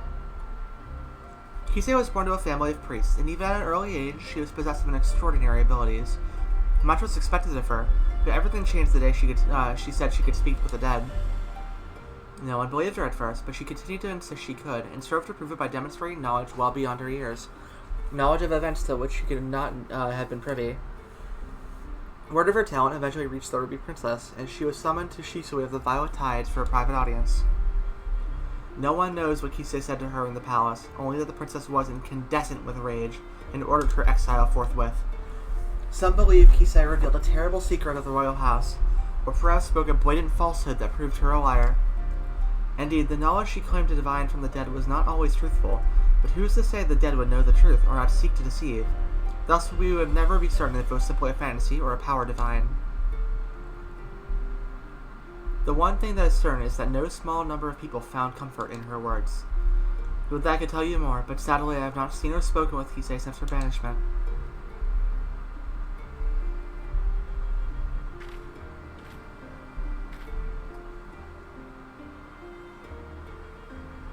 Forgive me, but we have met your have we met your companion before? She looks familiar. She's cloth from head to toe.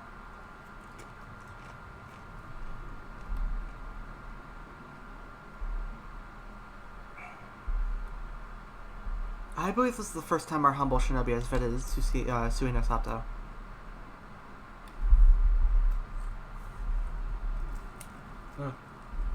Oh, sorry. Ah, is that so? For the briefest of moments, you reminded me of someone quite dear to my heart. Being a shinobi, I presume you have heard of tales of Yugiri Mistwalker. Should you chance to meet her, may I ask you to deliver her a message? Tell her that her mother and father love her, that we could not be more proud of her.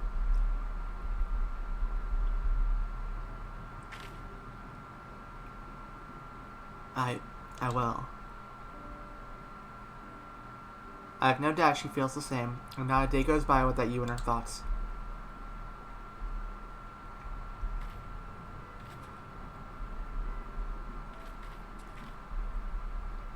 I believe we have heard enough. Shall we return to Orokoko?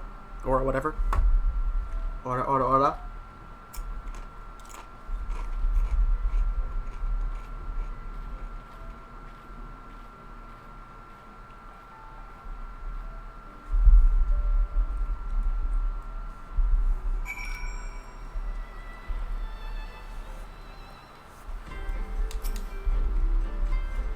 Oh, you poor thing. My apologies for placing you in so peculiar a situation. Though I must confess, it did my heart good to see mother and father well. All the more reason I must do all I can to keep the peace, as a shinobi of Doma, no, as a member of the Eastern Alliance.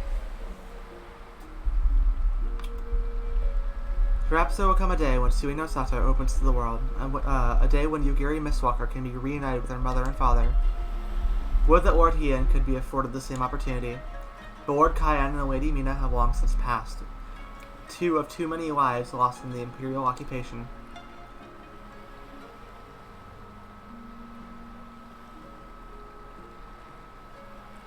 I cannot imagine he would ever succumb to... Sorry, let me try that again. I cannot imagine he would ever succumb to despair, but make no mistake, Lord Hien knows the pain of his people all too well. I can see it in his eyes, and if I may be honest, it troubles me at times. But perhaps I have said too much. Come, we mustn't keep him waiting.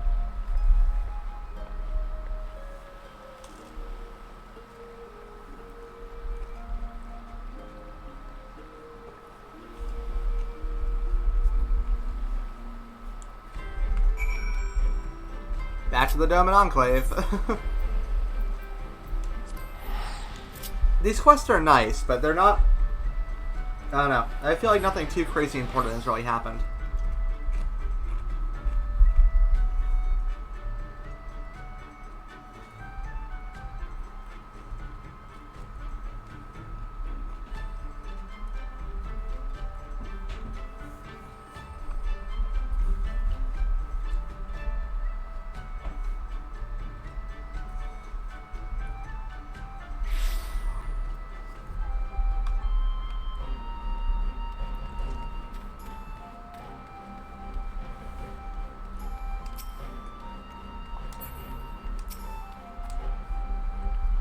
For a blessing, Onokoro appears to be untouched by the releasing chaos, for now at least. Welcome back. I trust our journey proved an enlightening one.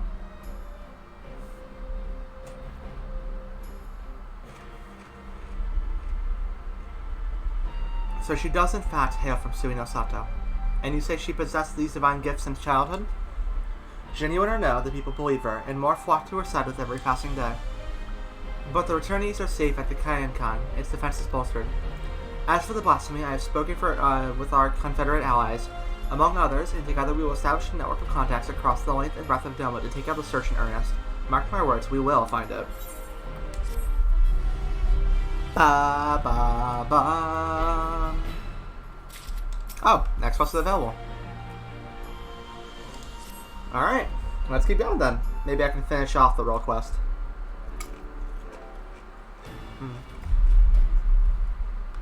You've arrived on a moment too soon. The blasphemy has been sighted on the coast. For a mercy, there are no reported casualties to see out.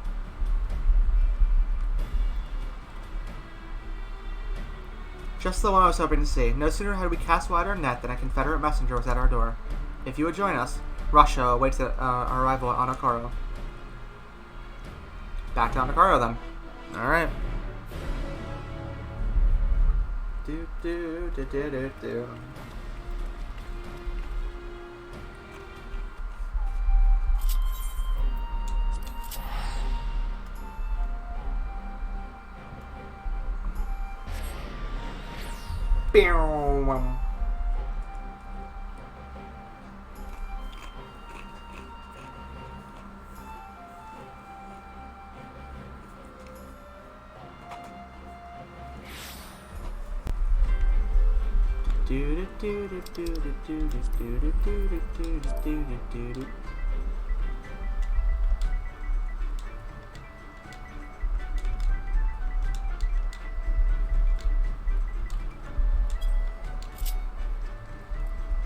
Wow, the queue times are 3 hours right now. I am really glad I haven't logged off. Ba ba bum bum ba ba dum. Am I going the right way? Yeah, I think so. Da da da da da. Da da da da da. Da da da da da da da.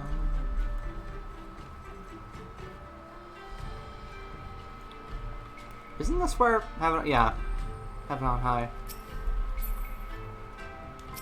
Yeah, Tatsui, in Russia. Hear about the blasphemy, yes? Lord He and Yugiri should be arriving soon enough.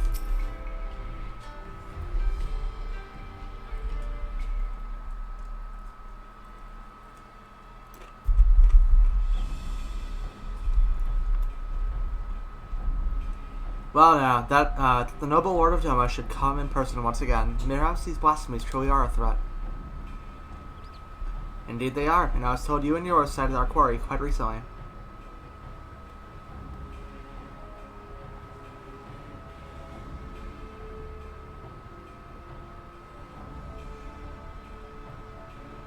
Aye, that we did, near the islands of Shaw Rock. The beasts appear to be docile by all accounts, but appearances can be deceiving.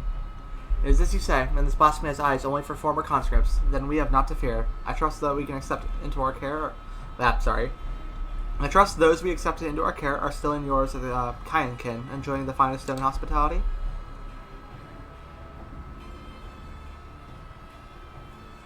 I feel like that's not it, but anyway, I know not why I came to the Ruby Sea, nor why it remains idle, but if we act quickly, there's a chance we can take it unawares. I propose we divide our forces. If we're going to go ashore, we'll take a ship and circle about the islands. The first to find it will have the honor of the kill. Ha, a simple enough plan. Shall I be off to Shoal Rock then? Alright. Let's go hunt a blasphemy.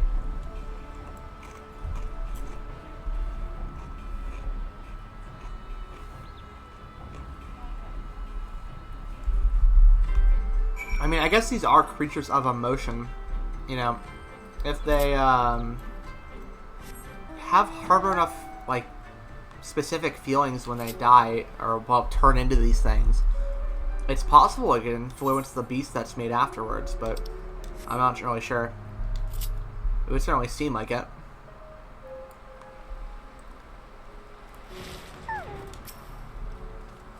Make ready, Issa. Should we find the beast first, we must prepare to strike at once. This is where the blasphemy was last sighted. If the fates are kind, this will all be over soon. Okie dokie, artichoke.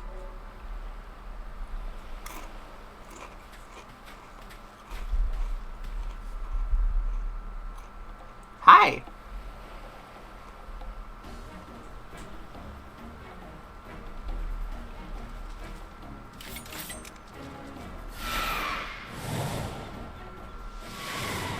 That's fast.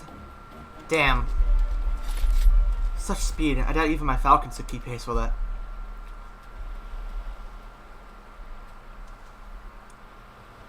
Don't tell me that's blasphemy, or don't tell me that's the blasphemy flying off in the distance. I hope the ill will it bore me in life might compel the beast to stay and fight. Perhaps less of Minato remains than I thought. Minato? That monstrosity was Minato? You know her? Her family tried to flee to Hingashi during the occupation, but their ship was raided and sunk. When we happened upon the wreckage, she was huddled between her parents on a piece of flotsam, desperate to keep warm, but they had long since grown cold. We took her to Onokoro, where we nursed her back to health. Couldn't imagine what horrors she must have witnessed. The mere sight of our weapons was enough to make her start screaming. She was clearly unfit for our trade, so we sought a village that might take her in. Isari was that village. Several months later, I chanced to meet her on this very beach. She was in the company of a young Ari fisherman, and I knew at once she had found more than a home there. I saw them here many times after that. She found something comforting about this place, I think. According to the reports from Aratan, the memories and desires of those who turn can influence their behavior as blasphemies. Makes sense. Then perhaps Minato's memories are what compelled the beast to come here. That would explain its timid nature. Minato was never one for violence, and the sight of you, blade drawn, no doubt stirred what little of the woman remains in the monster. If that is the case, an assault on the Kiankan is unlikely, guarded as it is by our samurai. But how are we to fight an enemy so quick to flee at the first sign of danger? Robbed of her parents, her husband, and now her life. I would rather we didn't have to do it at all. Yeah. But I understand full well that the risk we take by doing nothing. If we catch sight of the blasphemy again, you'll be the first to know. Perhaps next time we can put her soul to rest. Poor thing. I mean, she's traumatized, like...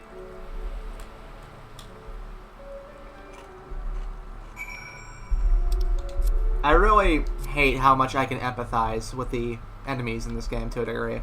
Like, you know, I mean... I don't know, maybe empathize isn't the right word, but understand? You know what I mean? Like... when things are at their darkest, it's hard to see any worth in anything, you know? It doesn't mean what they've turned to is right, despair or what have you. But it's not something I can fault them for. We scarcely had time to draw our weapons, they had fled. Perhaps we must reconsider our approach. There is naught to do now but bide our time. Come, let us return to the Enclave.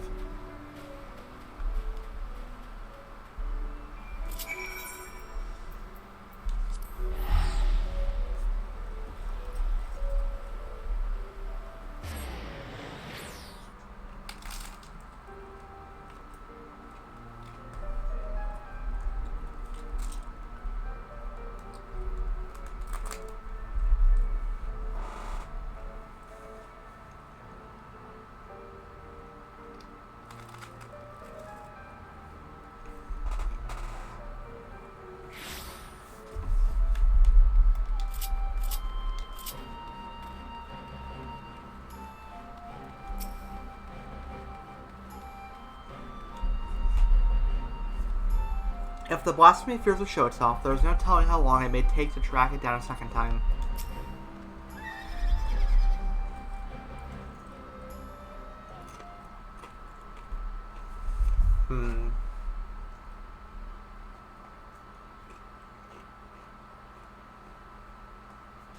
Given what we have learned, it seems that the blasphemy will return to Shoal Rock. But that knowledge will avail us not if we cannot prevent it from escaping again. Uh-oh. Hey guys.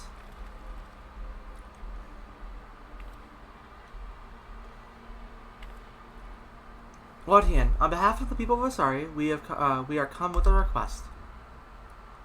We welcome you with open arms and open hearts. What is it you would ask of me? Those returned to us in the prisoner exchange have been granted shelter at the Kainkin. That they yet lives an affront to the Kami's grand design, and the spirits of our loved ones suffer for it. Balance must needs be restored, and so I beseech you to render them unto the goddess Izanami. You're asking us to feed people to this thing? Absolutely not. Same brain. 'Tis not our place to pray for the death of others, nor draw steel to sate more bloodlust. When I take a life, be it by command or my own hand, I do so not in service to I'm sorry. Let's try that again. I don't know why I'm having such a hard time reading all of this. It's just, I think it's the quantity of it. When I take a life, be it by command or my own hand, I do so not in service to vengeance, but to uphold my duties to Doma and her people. How did your mercy for Yatsuyu serve your duty? How were your people made better by the sight of her walking free? For her crimes and her cruelty, I cut her down the day we took Doma Castle. I sought to kill her, and by right she should have died then and there. But the Kami willed otherwise, and returned her to us alive and bereft of her memories. With no recollection of her deeds, it would have been Tsuyu who faced punishment, not Yotsuyu. This was my judgment, and for it you were denied the justice you deserved. You have every right to resent me. But you come before me and ask that I sacrifice men and women whose only crime was to suffer, to be condemned to a life of servitude. If you truly believe your cause to be sacrosanct, believe yourself fit to bear the burden and swing the sword, then step forward.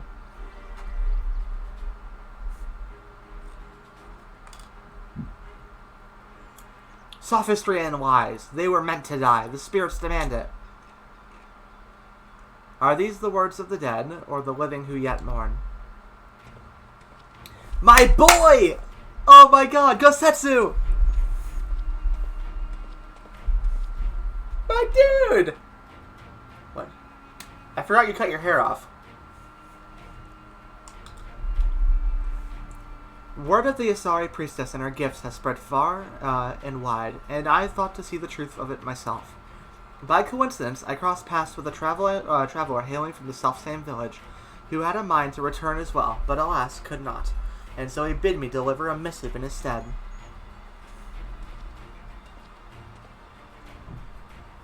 Judging by the striking resemblance, I take it you are the young fisher Akitsu.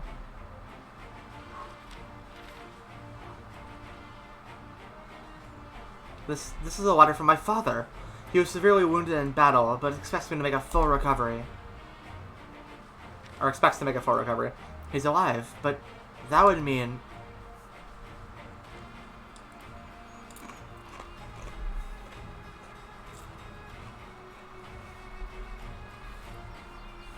Surely a woman of your talents can divine a plausible explanation for this turn of events.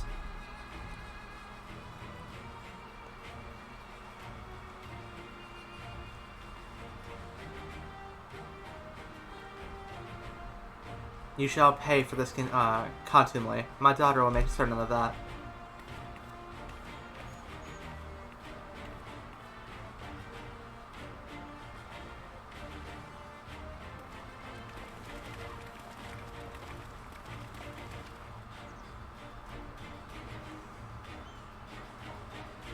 Okay.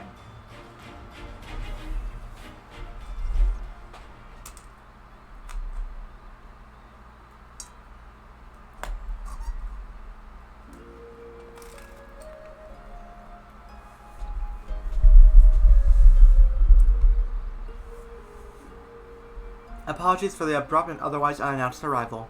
As you can see, my Lord Hien, I am returned. Gosatsu, my boy!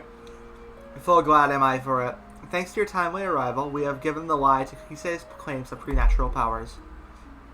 I gather you are apprised of recent events? It did not take long to warn the state of affairs here in Doma, and that my assistance may be required. I had heard tales of Kisei channeling the dead, including the father of one young fisherman. Imagine my surprise when I saw the spirit in the flesh. He was also on a pilgrimage, paying respect to the departed, and we chanced to meet in a Liberation Front infirmary. Would that we were not brought back together under such circumstances, but I am glad to see you all hale and hearty.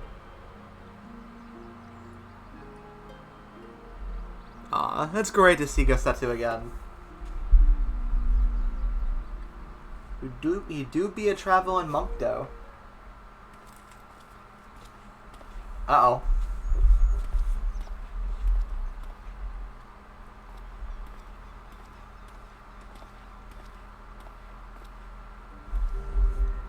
Tanbo, is something the matter?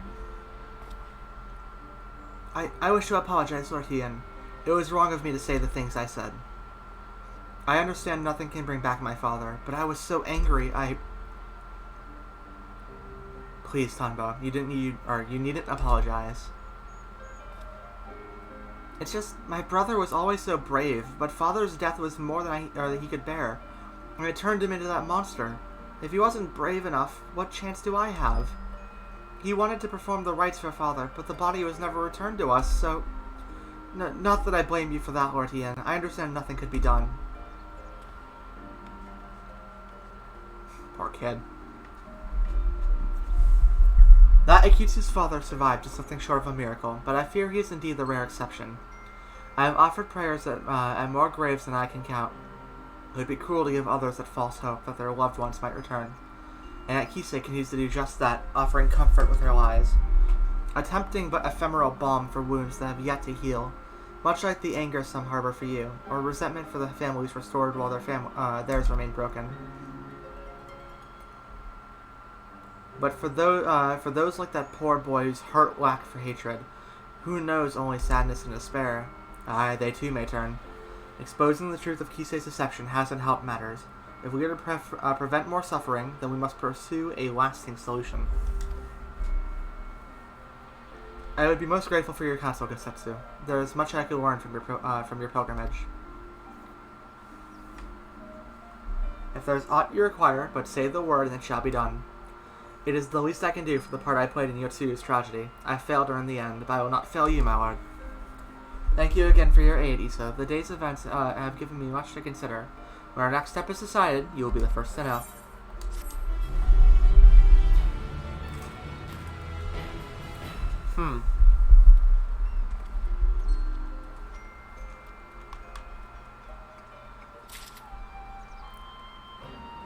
It's a hard situation. Yep, I assume level 90. Oh, 89. Coconut cod chatter? Alright. Alright, well, next time we level, we'll return here for more of that story. In the meantime, it's back to the annex. Gotta check in with our friends.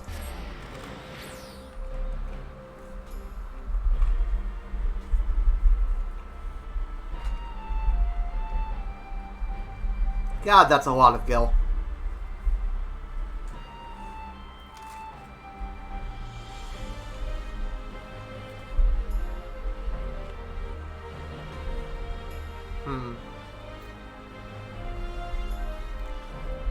I'm gonna set Charlene as my home point.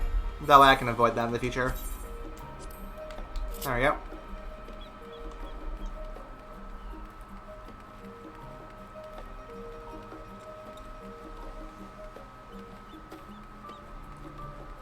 Where is everybody?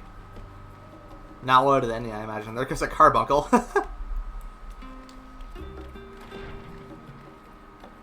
Found him. Ah. Cool climber.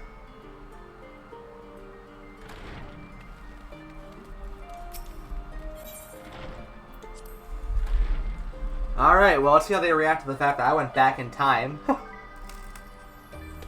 Chilled with the Asians for a while.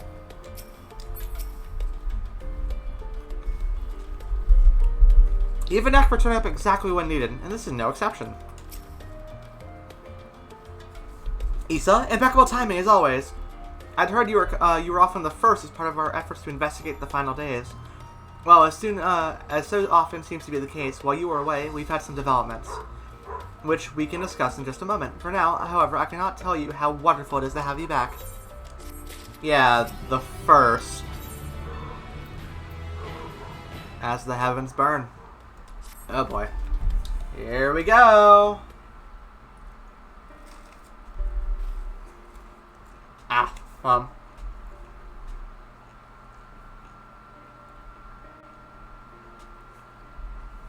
Sorry about that, I'm just finishing out my dinner between cutscenes and stuff, if I can. So, you have warned more of the final days? A lot more. Then the journey was well worth the risk. No doubt your newfound knowledge will be a great boon to us all. Unfortunately, during our time on the first, events here have taken a turn for the worse. The Scions are running themselves ragged trying to contain the spread of blasphemies, but it's a losing battle. To try and ascertain the where and why of it, Alice and Alphino have been traveling all over.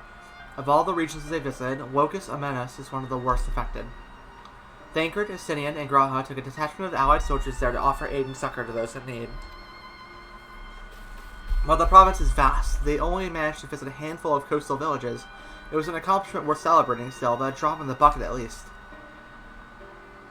In the meantime, Y'shtola and Master Matoya have been making a concerted effort to establish contact with Hydo in the Ethereal Sea, but to no avail. As for Tataru and I, we've been keeping a close eye on the Forum. But from what we gather, they've been constructing a vessel to ferry people to the moon. An ambitious project that has likely been years, if not decades, in the making. However, since we've seen no sign of it thus far, I suspect it's still incomplete. Makes sense. You will also recall the proposal issued by Master Fortunal to the people of Raratan. Following the discussion, Freacher declared his support for the plan and urged those who wished to evacuate to accept the Forum's invitation. So far so good, but that's where things got a little strange. Apparently, the Forum caught wind of the lunar teleporter in the Tower of Babel and decided to use it to deliver people to the moon instead of their mysterious ship. Therefore, to secure safe passage for the Hanish refugees to the tower, Alphino, Alice, Estinian, and Graha traveled to the Garlemald not long ago. Trouble is, the capital was hardly the safest place to begin with, and now the final days have come to Garlemald. Ah, goddammit. Now it's doubly awful there. Shortly after our friends arrived, they were sent to rendezvous with Master Fortunal. Then panic broke out, and our communications were severed. From what fragments we were able to make out before the link shell went completely silent, we can only assume the phenomena has spread to the capital. The others need you, Issa. Please, you must help them.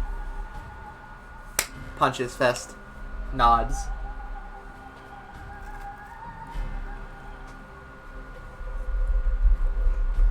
Having you there will make all the difference. I'm sure of it.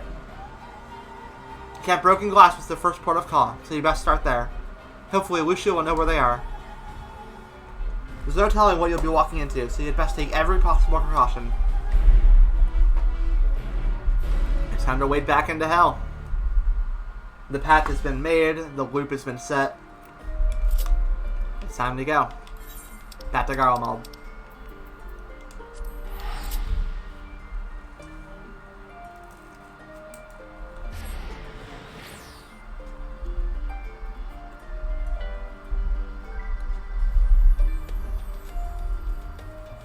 Da-dum, da-da-dum.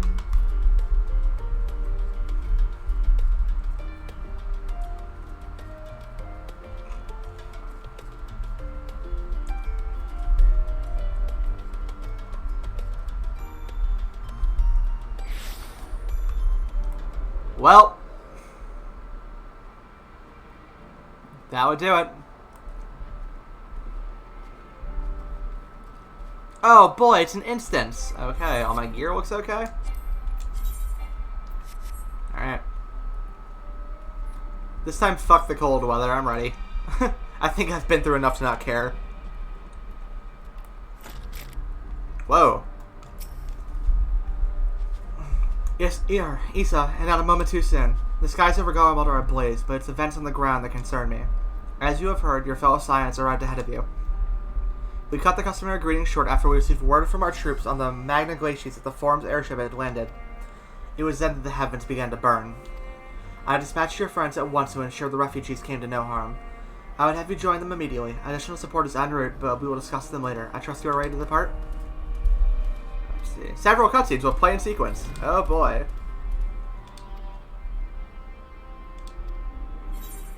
Alright, let's go, kids.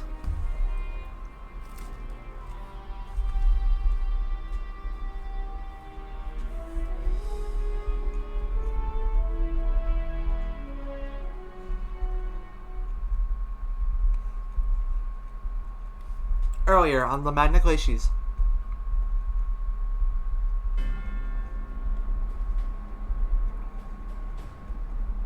Oh boy. Everything is awful. Everything is bad.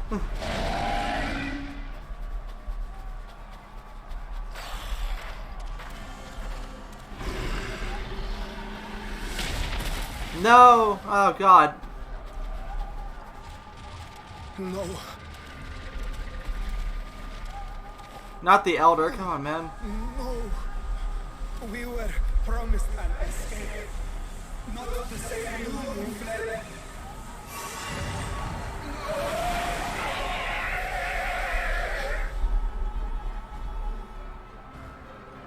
I shall not meet my final days here in this blasted waste. Nice outfit. Calm yourselves. Your panic is our greatest enemy. Come, we must build a line of defense. Yeah, good luck with that.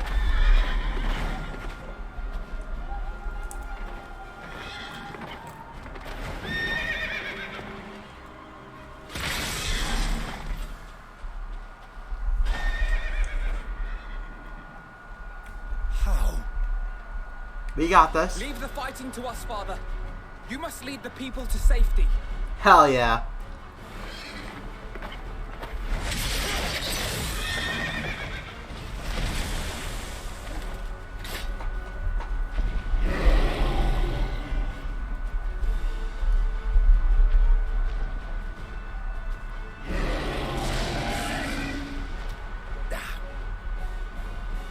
I can handle this pair.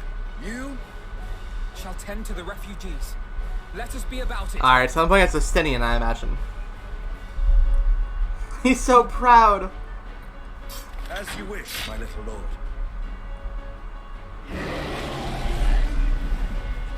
Oh, I'm playing as Alphino, never mind. Oh god. Alright. I know how to heal. Maybe. No, I don't.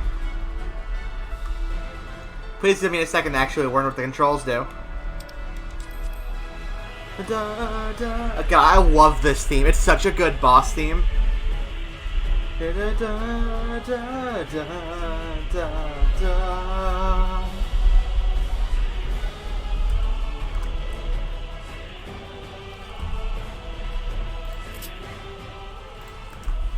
Duty commence. Oh god, I don't have to. Oh god. Okay, okay, okay. I'll command the beast's attention.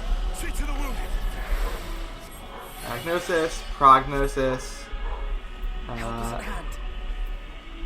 Whether we're diagnosed. Alright. Nope. You.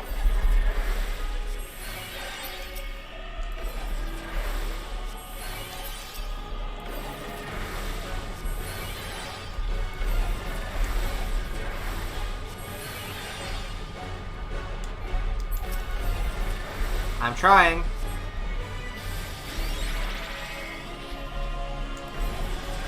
Oh, is that a shield? That's probably a shield. Yeah. Oh shit. Alright. Leave it to me. Alright, so that's a dot. That's a big AoE.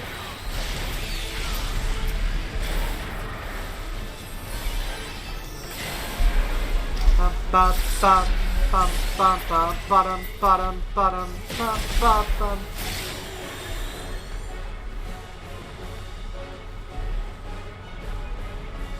No, guys, please, calm down. It'll be fine.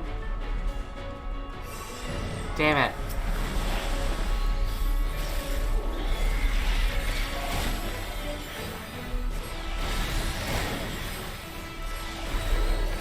I must provide succor for what I can.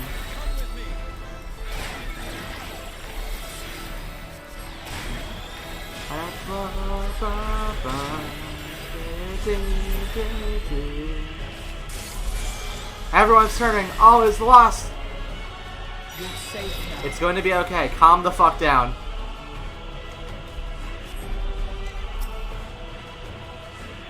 Easy now.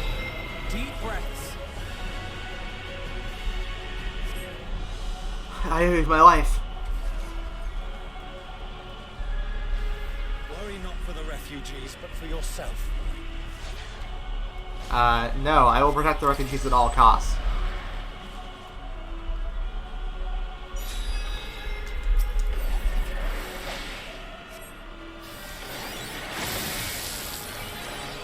That's a big one. Alright.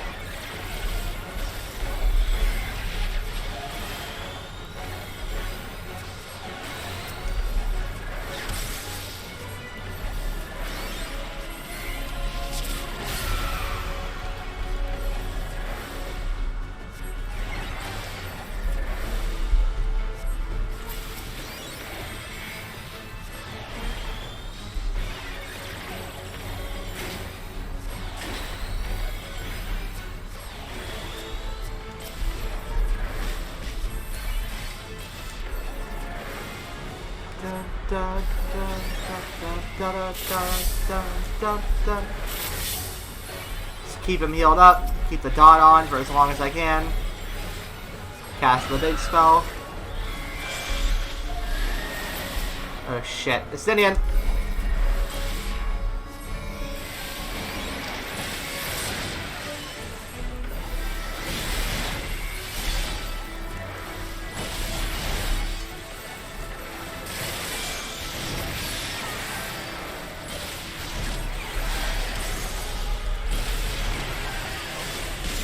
Oh god, this is a lot of cures happening. Alright, we're good. We're good. You're starting to get the hang of those things. Yeah, I'm trying.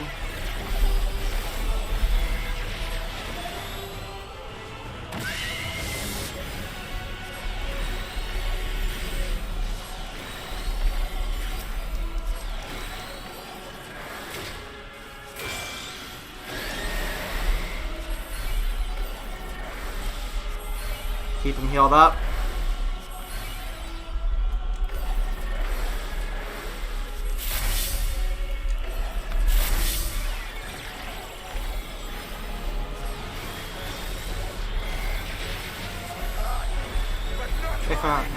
Yeah, man.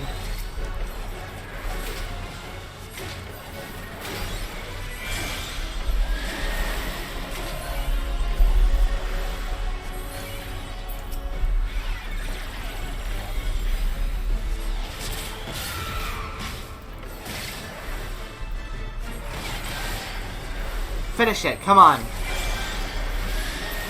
Got it.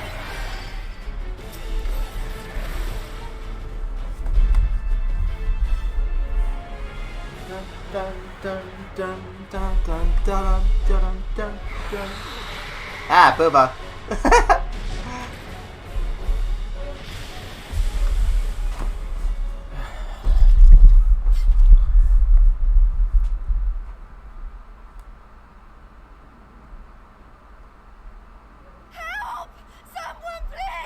What? That's a biggin.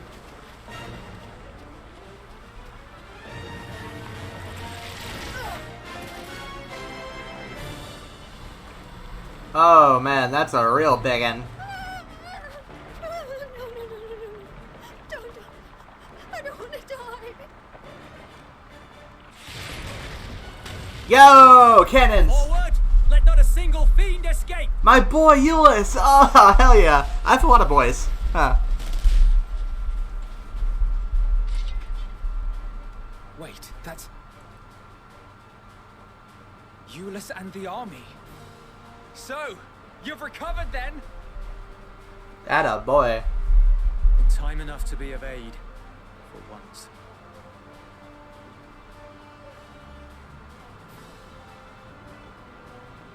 We can speak of it more later. For now, we must fight! To repay your salvation in kind, or with better! Good. For Garlemald has her pride!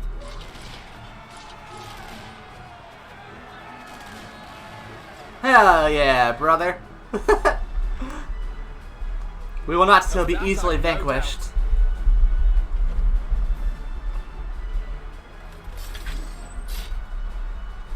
Estinian time?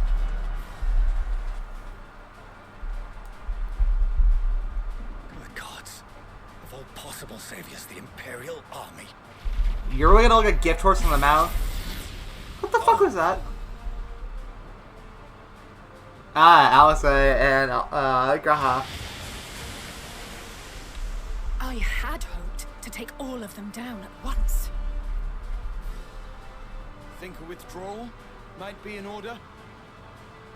Oh, sod that. You know who would never abandon these people. You know who, yeah, fuck you. To be devoured by their former friends. That'd be beyond cruel. These beasts must fall here and now. I'm proud of you. Don't talk about your mother like that.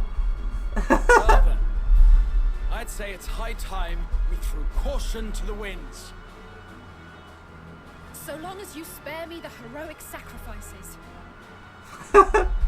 Now, let's go. I'm tired of this rabble. Come on! Alright, I've played this Alice before. I know how to play a red mage. It should be fine. Hopefully. Alright, hold on. Before we start, Verfire combo, Scorch combo, Cure, Embolden, Vermilion Pledge. Okay. Alright, let's do this.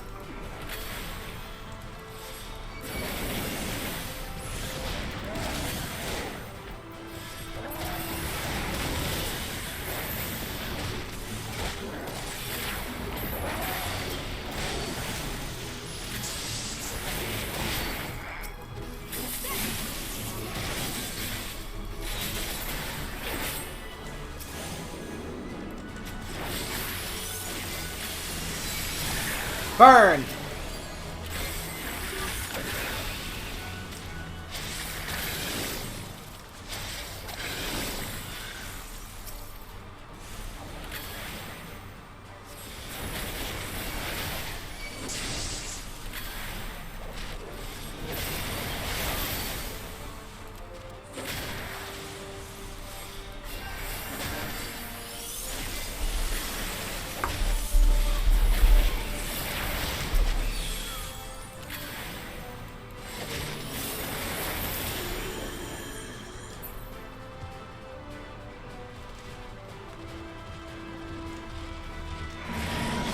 Break! Oh, yeah, hell yeah.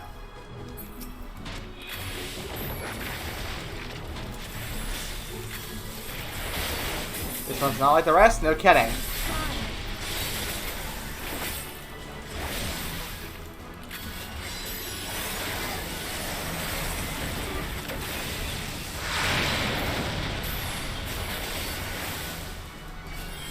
Has a lot of health, though, that's for sure.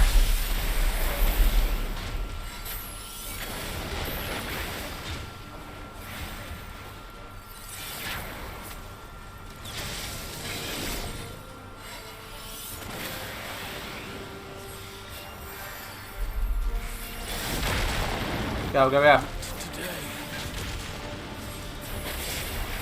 See if I care. I won't back down.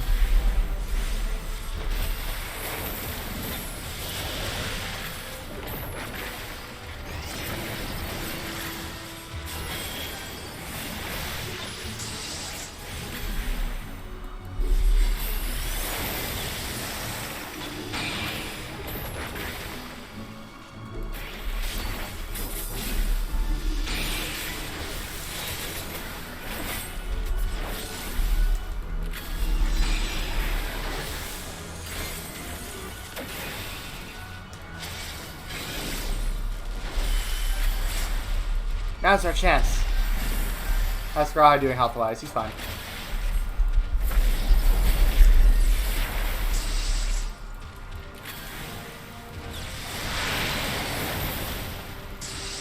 not done yet.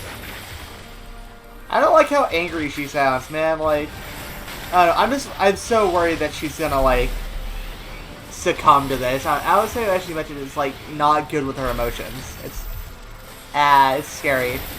To worry about. That's a lot to worry about.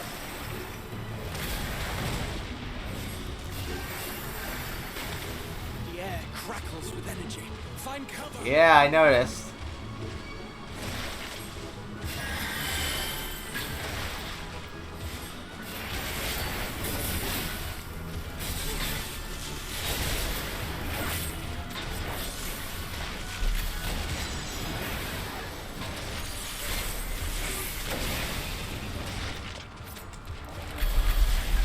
Come on, the limit break's almost full. We got this.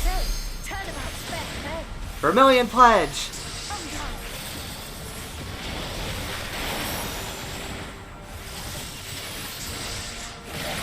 That was pretty cool.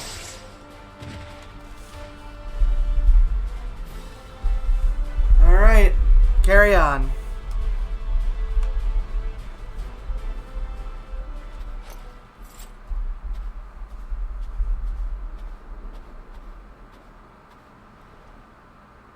There's not the barest trace of ether. Maybe there really is no way to bring them back. There might just be. We just need to, it has to do with this dynamis, with emotion. Thank you for saving our lives once again.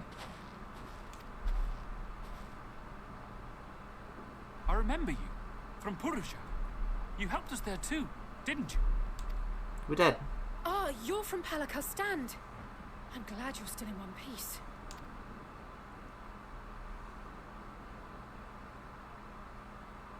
Or you will be, once I see to that injury of yours.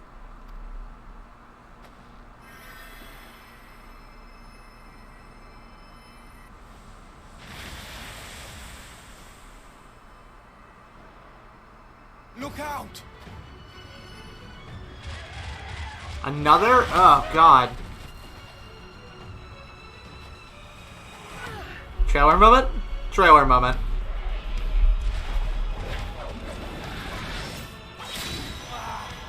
Hell yeah, Graha! Oh, yes! Get out of here! Quickly! Save your anime cat boy. I won't lose them. Not a one. This will be a brighter future. I won't let a madman's apocalypse ruin everything we've fought to achieve. Good boy. Hell yeah.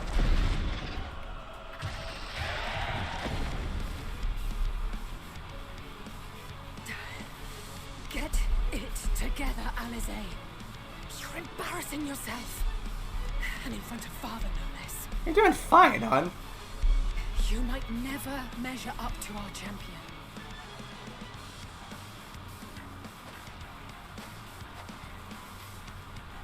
But we ask too much of her as it is.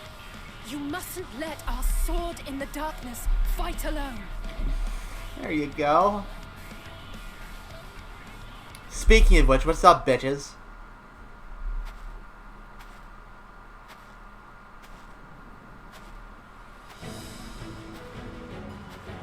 Somebody call the cavalry? Oh.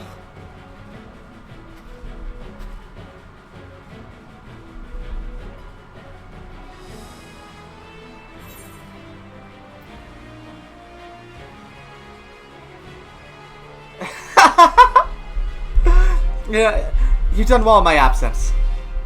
I'm proud of you.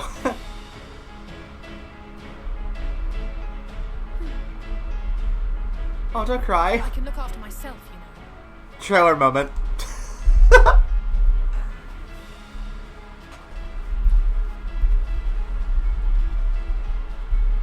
Everything's in order, I trust? You could say that. I've been through a time, okay? Literally, I've been through a time. I've had enough of this rabble. Come on! Trailer moment.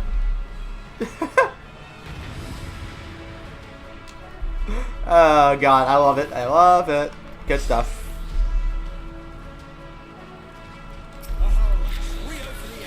Oh yeah, it is. This is like my favorite trio here. Like, I love Alice and Graha.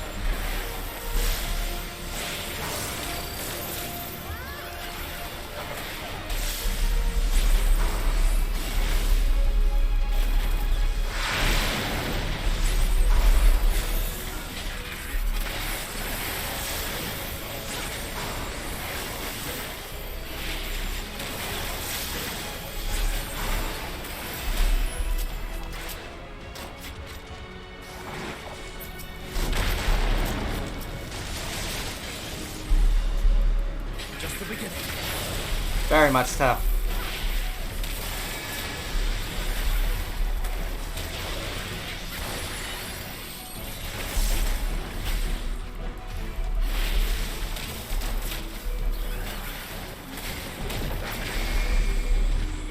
Oh boy. Oh wait.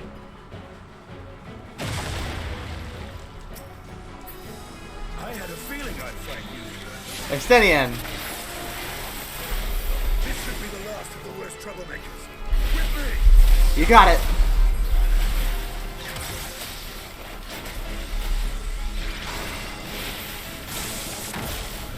Deploying a Top-Down Queen.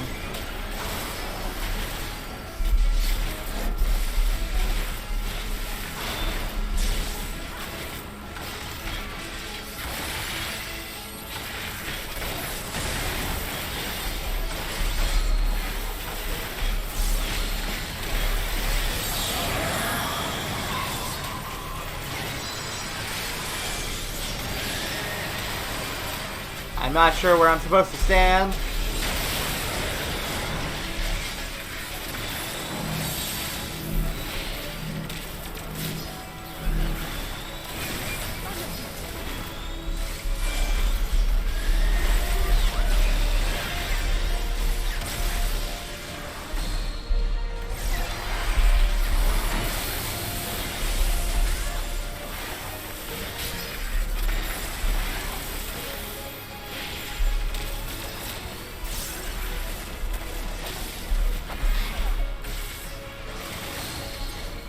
Keep it up.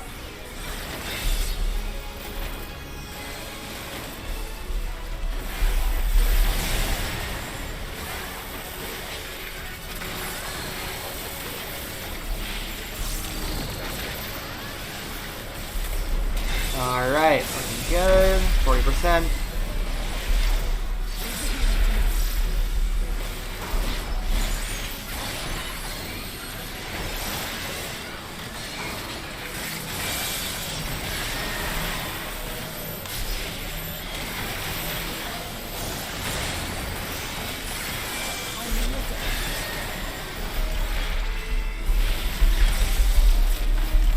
Alright.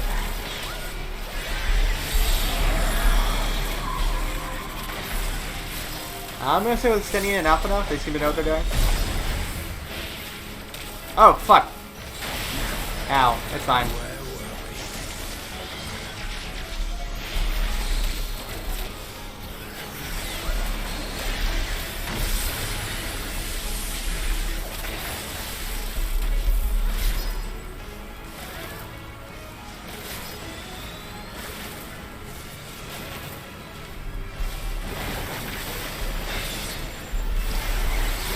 Yeah, there's so many of them. Got him. Duty complete. Hell yeah. The gang's all here. We're ready to kick ass. I know the answer. I know the path. We got this. All that's left to do is to find Bateon and put an end to this. Of course, I have an entire zone left too, so who knows what the hell's gonna happen. How much have I been streaming for? About 6.5 hours.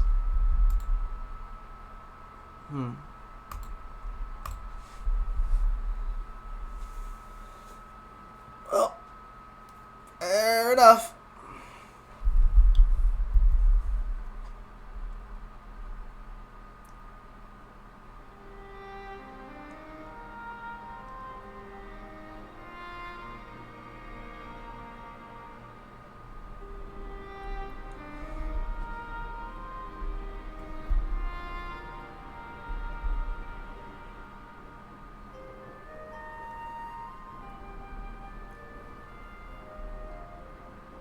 You must board without delay. The ship will depart ere long. Okay. Your offer to host us in Sharlayan is most appreciated. But will the final days not soon fall upon it as well? Your hesitation is not unwarranted. The satrap entrusted me with your lives, yet I have failed your comrades. Nor are you wrong to fear that this corruption will continue to spread. I cannot promise you complete safety, even in my homeland.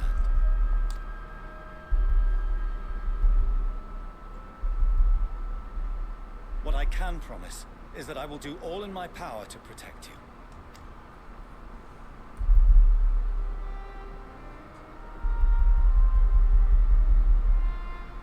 That power is not inconsiderable.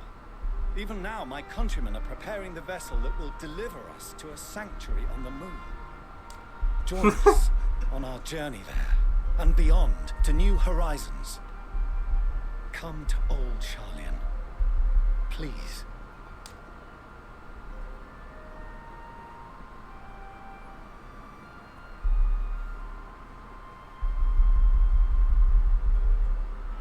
We would be fools to refuse such a generous offer made in earnest.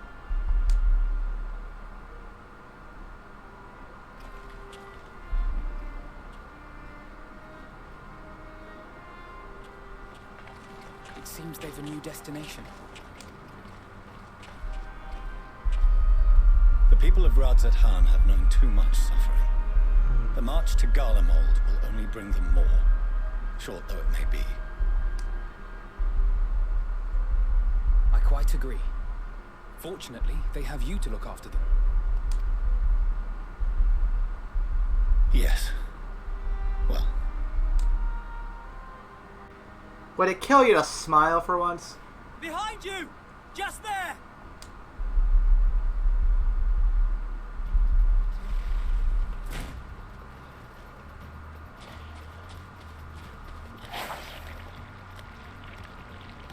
Brass. More of them.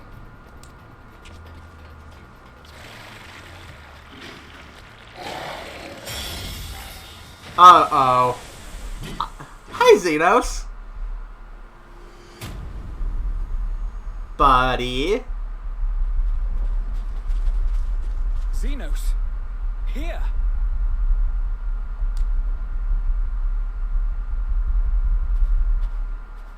You'll be alright. Hurry to the airship. Oh boy, here we go.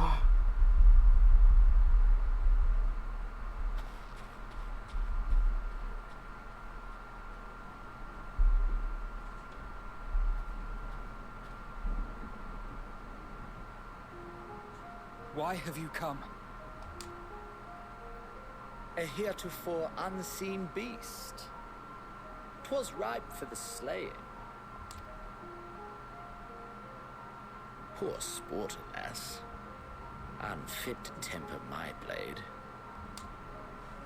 Oh, for the love of... You cannot still be on about a rematch. That is, and has ever been, my sole concern. God, you're such an asshole.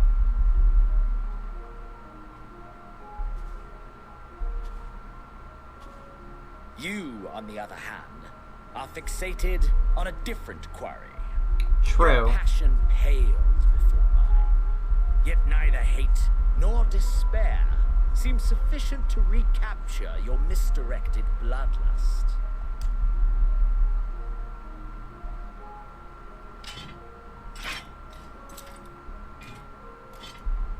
So, I hone my blade, and I wait.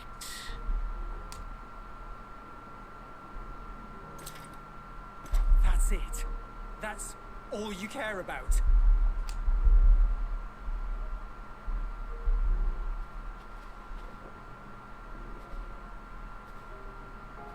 Garlemald is in ruins. Our homeland, the nation you rule, is as good as gone. True. Along with so many of its people. You tell him, Not Euless. just soldiers like us. Not only those who fought and killed for power and duty, innocent civilians. Murdered by their own flesh and blood, lost and confused as they breathed their last. While we who survived with our lives and minds intact were left to freeze to death. The Eorzeans tell me all this was your doing. You slaughtered your countrymen. You did! For what? For nothing, in the end. So much wasted effort. Jesus fucking Christ. Don't charge him, please. He's just gonna kill you. For your own sake, Eurus, you must control your anger.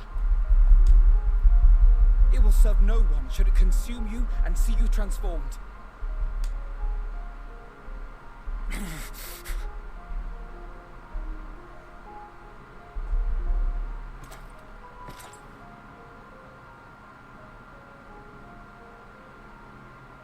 Would you be happier had I a good reason? What? If my motives met with your approval, would you no longer resent the outcome? If so, then perhaps a beast's skin would suit you better.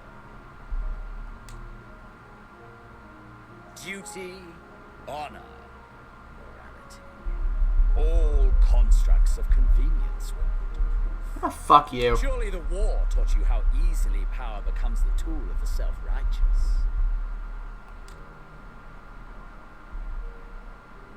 How the people's justice was merely a means to their ends.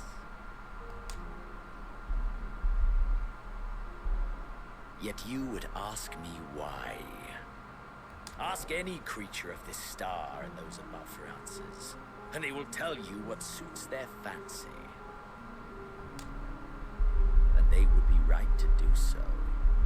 What meaning there is to be found in the petty vicissitudes of your existence must be gleaned by you, and you alone. I hate how he's weirdly the diametrically opposition of Medion. Should you seek it in battle in the fruitless pursuit of my demise, then come. Assume your rightful place as a I mean, in the end, he knows what he is.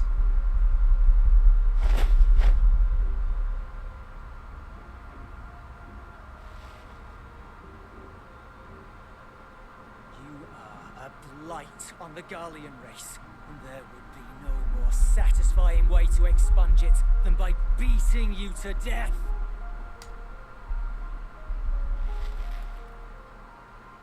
But I will not be party to another tragedy. I refuse to lose anyone else because of you. So go. Go! And may we never suffer your madness again!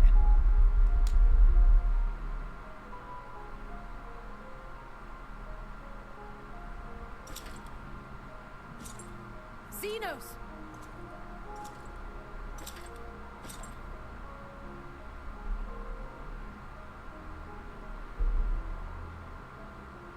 Perhaps you found meaning in living this way. I cannot deny you found strength. Yet if you only pursue your hedonistic pleasures and pay no heed to the plight of others, then no one will give you the time of day. I certainly won't. You will never get what you want. Not even the battle you pine for so dearly. You'll be alone for an eternity, and you'll deserve every agonizing second of it.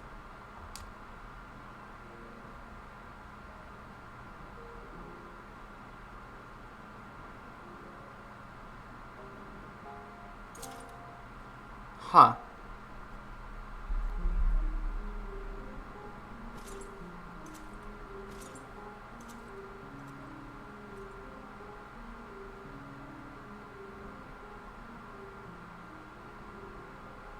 Yeah, I mean, yeah. Not wrong at all.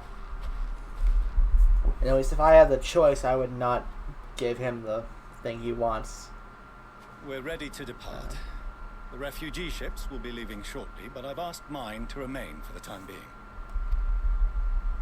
There's room enough for you to join me on it, if you wish.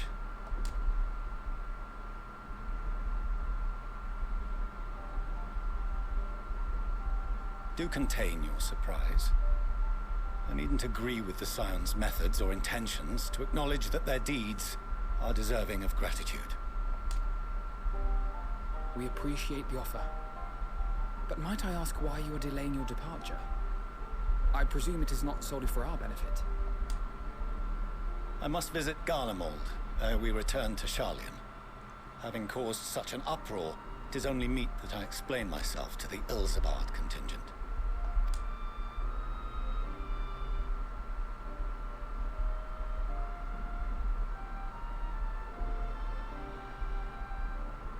Allow us to accompany you then. We should be glad to facilitate, given our familiarity with all concerned. If you would like to join as well, Euless, we can speak of recent events on the way.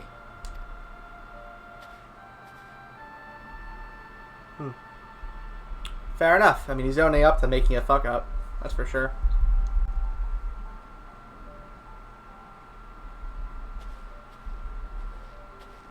He'll be after your seat on the forum next.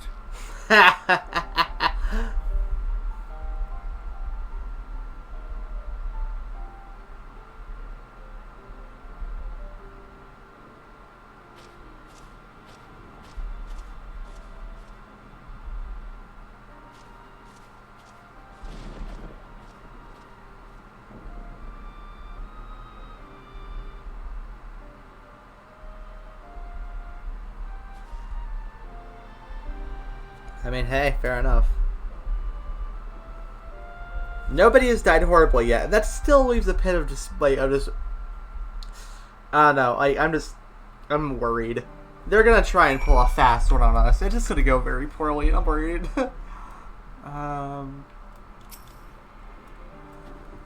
That the final day should manifest here too, after everything these people have suffered, is a fate cruel beyond words. Nevertheless, which allies hold anew at our side, there is yet reason to be hopeful. It's been a while since we last spoke. For some time, I was not myself.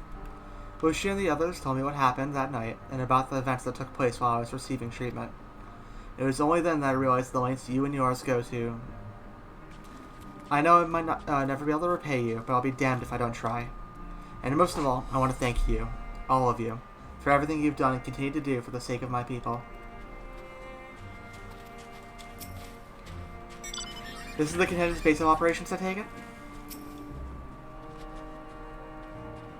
At the very least, I'm glad our own members are accounted for. There's people standing everywhere. We couldn't save them all, but if we'd arrived any later, it would have been a massacre. Things were looking bleak until you and the first showed up. And although there'll be time later to discuss our journey to the first, there is one thing I must ask. Did you perhaps speak with our friends in the Crystarium? I did. They were happy to hear about you. Lena and Bekluk both warned me against overexerting myself. Strange that they would express such similar sentiments, identical in fact, but their advice is duly noted.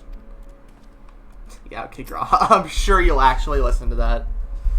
To see Xena standing there, so uncaring and unrepentant. Gods, I don't know what that came over me. I just blurted out the first thing that came to mind, but looking back on it, I stand by those words. Same. I wouldn't say I hope they won't incite him to further villainy, but to be honest, I doubt he even remembers what I said. Anyway, enough about all that. It's good to see you again. Thanks, son. Bye, new gun. Krondite.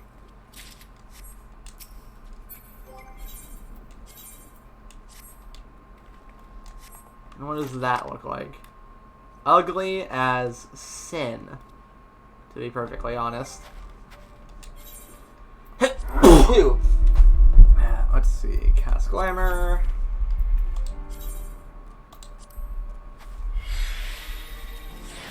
There we go. Much better.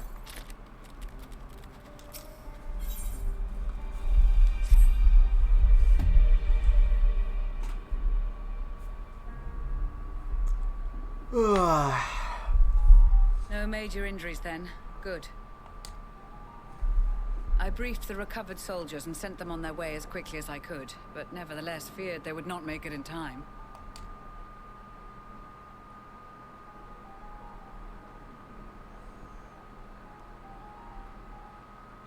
Smile. The additional support was invaluable. Your men saved more than a few lives.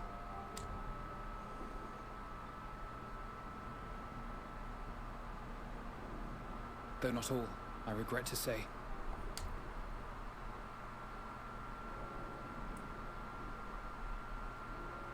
I take it that I'm addressing Lucia Junius. I'm the Forum's envoy, Ffxiv Endwalker. And you are owed an explanation for these most dire developments. Yeah, you fucked up, bud. Thank you for acknowledging it, at least. Another trial wrought by the final days. I was beginning to suspect as much. You doubtless feel some consternation having been forced to abandon your original plan. But trust me when I say you were right to send the refugees elsewhere. Beasts have been sighted within the capital. Perhaps it was a stroke of grim fortune that the population was decimated beforehand, as they've yet to appear in any great number, but in time. Mm-hmm. In any case, Maxima leads the remainder of the contingent in an effort to cull the creatures and evacuate the populace as we speak. Once the airships have taken to the skies, I pray your men can be persuaded to join him. You'll permit us to retain our weapons? I wouldn't have sent you after the Scions were I expecting you to stab them in the back. Yeah. And I, for one, would not consider past transgressions more relevant than future contributions. Exactly. Regardless of the circumstances that saw us at odds before, we need men of courage now, more than ever. Mm-hmm.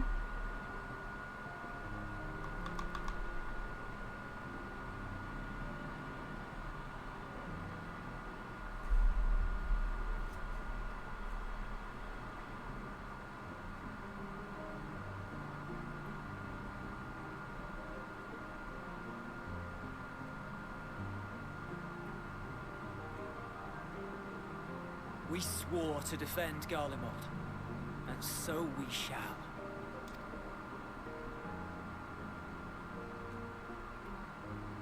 It seems you have everything under control. You will excuse me then, for mine own duties await. Sure, buddy. A moment, Master Ffxiv. You did desire to express your appreciation for services rendered, did you not? I did. Though if you intend to again ask that Sharlayan alter its course, you will find my gratitude insufficient. 'Tis nothing so onerous. Relax, I buddy. wish to hear the details of this grand endeavor of yours.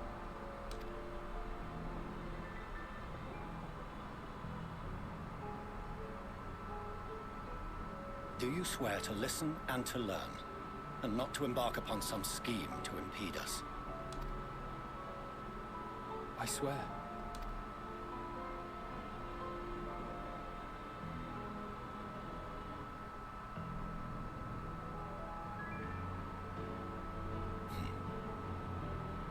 Any other, I would doubt. But you, I trust to keep your word. For not once have you broken it. Just say you're proud of him, you deadbeat. Come Very well. on. I will request that the Forum make you privy to our plans.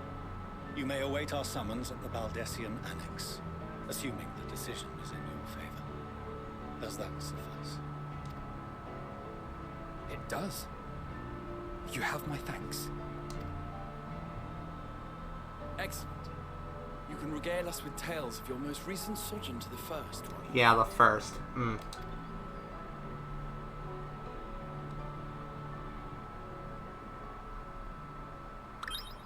Ears! Wiggle! Did you hear something just now? Got it.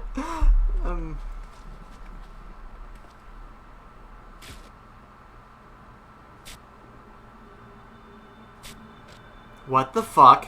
Why is there a whopper in here? What is it doing? Why? Get away from me. Quit it. That's great. Nope.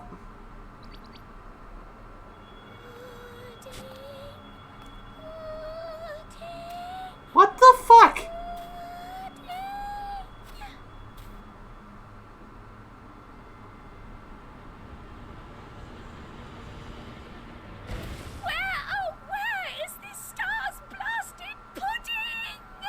Why the fuck are you pudding away? What are you doing here?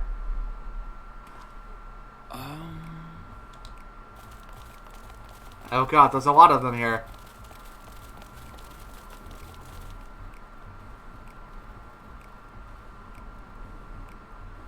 Hi. Dawn may banish even the darkest night, and to this bitter clime bring warmth and comfort.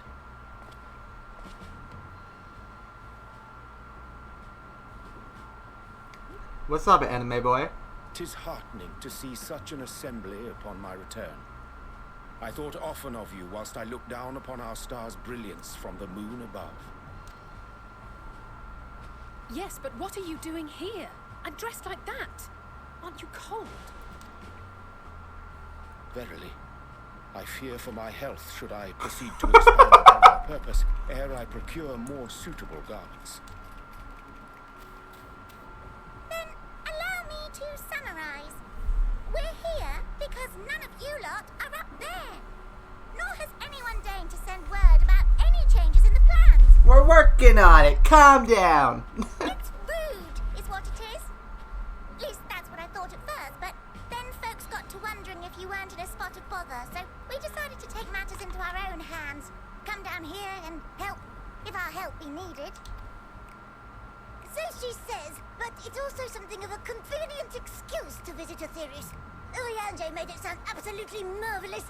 More so before the impending doom, but still. Doom. And it's not like there will ever be a better time. What with the aforementioned doom. God, these little operates are something. Odds of pudding to be found. I must suffer Oriange's inferior works no more. What is going on? Maybe consider the plight of present company before you go blathering on about pudding and doom? What the fuck? As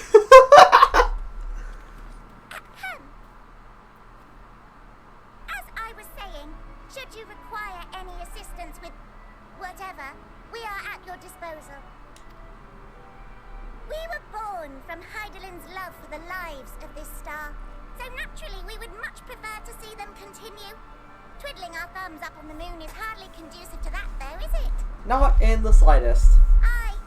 Not when you've all got such precious thoughts and feelings and hopes for the future deserving of more active preservation.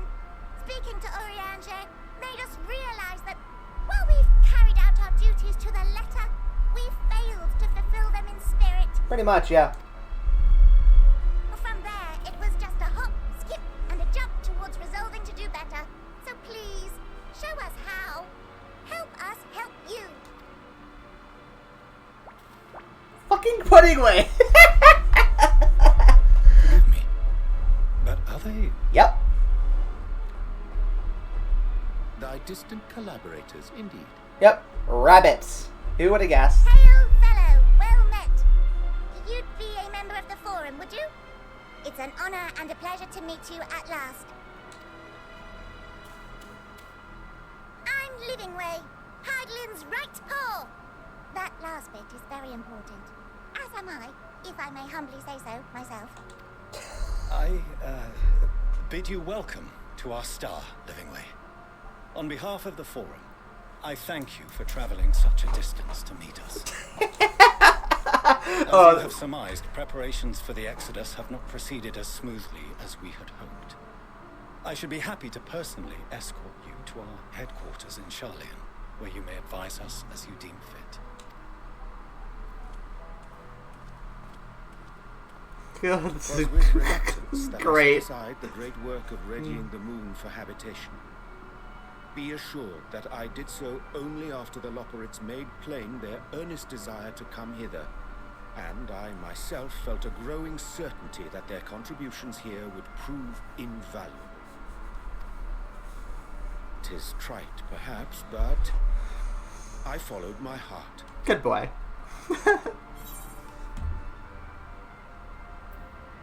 May thy disciples banish this darkest of nights.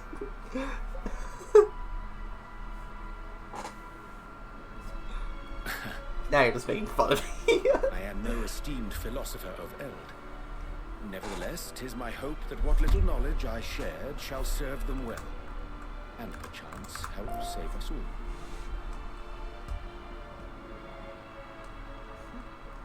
Just checking on something.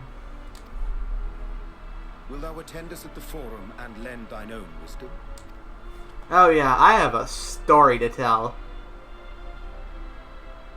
If that's all quite settled, can we start moving before Urianger catches his death? Even I'm freezing out here.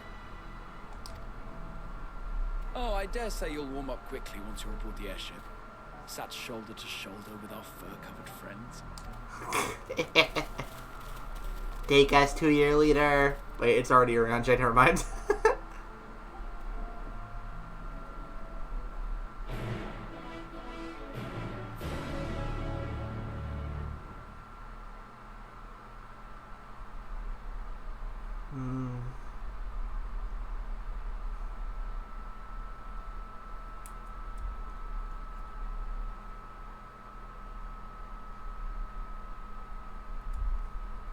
Things are proceeding apace. Oh god. Yeah, this is good. Oh, and we're back in Charlian. I dare say Master Fortunal was as nonplussed as we were to identify of Heidelberg's lunar custodians. As you will soon discover, they have much and more to offer the Forum.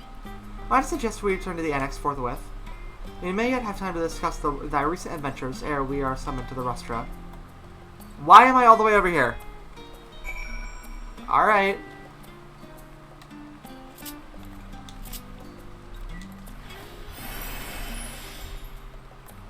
Oh.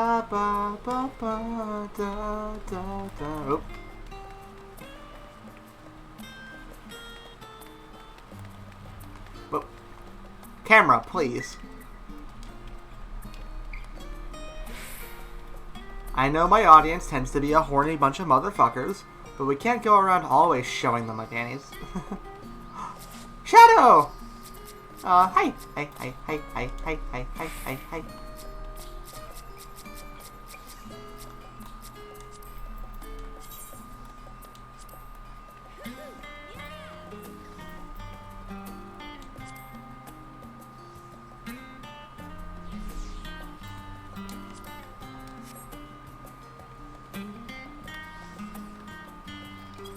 Probably AFK.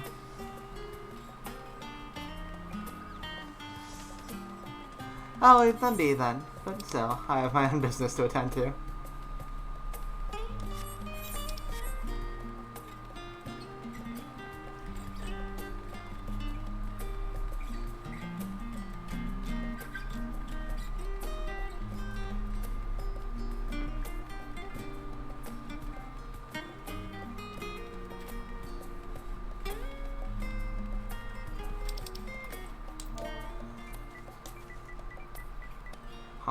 Where is...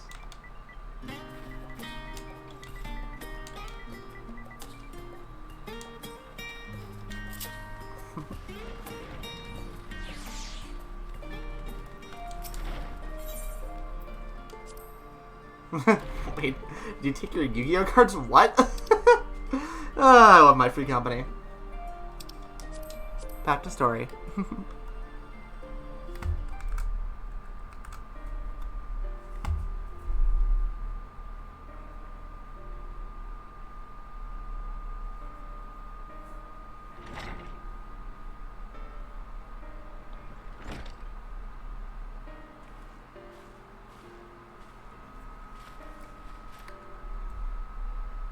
Not that I'm complaining, Urianger, but I wasn't expecting to see you quite so soon.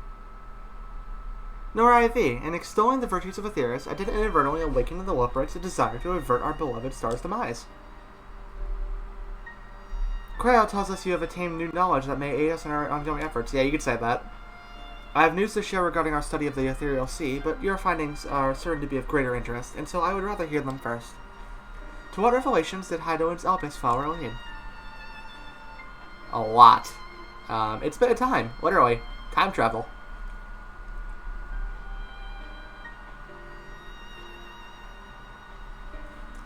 And also, shit's fucked. I witnessed the birth of the final days firsthand.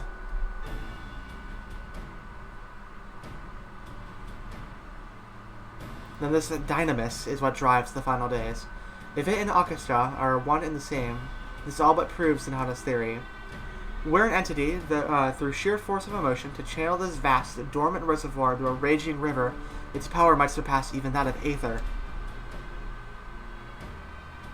But if our star is so replete with Aether, said entity would need to be outside its influence to effectively manipulate the dynamis of the greater expanse. Or great expanse. Mateon. Or rather, the sorrow and suffering of fallen civilizations that she has been hoarding for millennia. Untold anguish and fear and hatred, drawn from every corner of the universe, all for a single purpose, the destruction of Aetheris. Then our foe is no longer some unknowable calamity. We have but one aim, to defeat Mateon. You make it sound so simple, but you're not wrong. Vanquish Mateon and we deliver the world from the final days, but to even attempt it, there are two conditions. First, we must determine her location.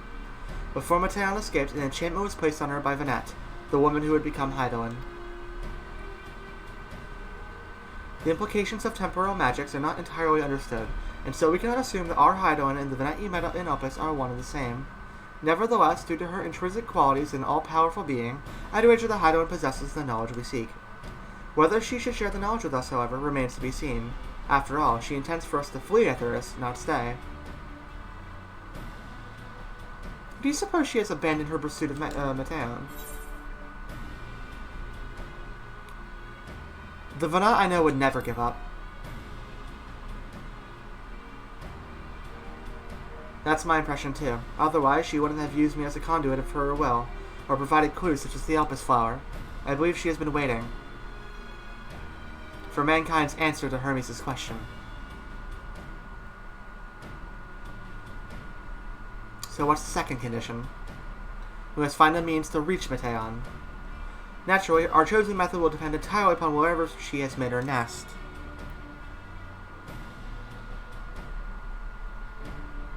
Then communing with Hydoan must by necessity come first. Did you and Master Matoya have any luck with your investigation into the Ethereal Sea? Sadly not. Then we enlisted the help of Arenvald and other Echo-blessed allies. We couldn't detect so much as a whisper from Hydoan, even from within the Anti-Tower. Master Matoya is of the opinion that in the years since abandoning it, the Forum has found some other method of receiving instructions from Hydoan. If so, it would most likely be some form of apparatus for observing the Ethereal Sea, built closer to home.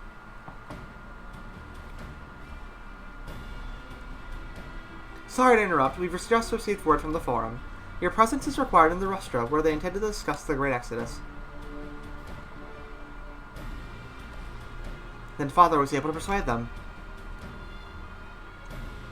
They're finally taking us seriously. Let's hear what they have to say.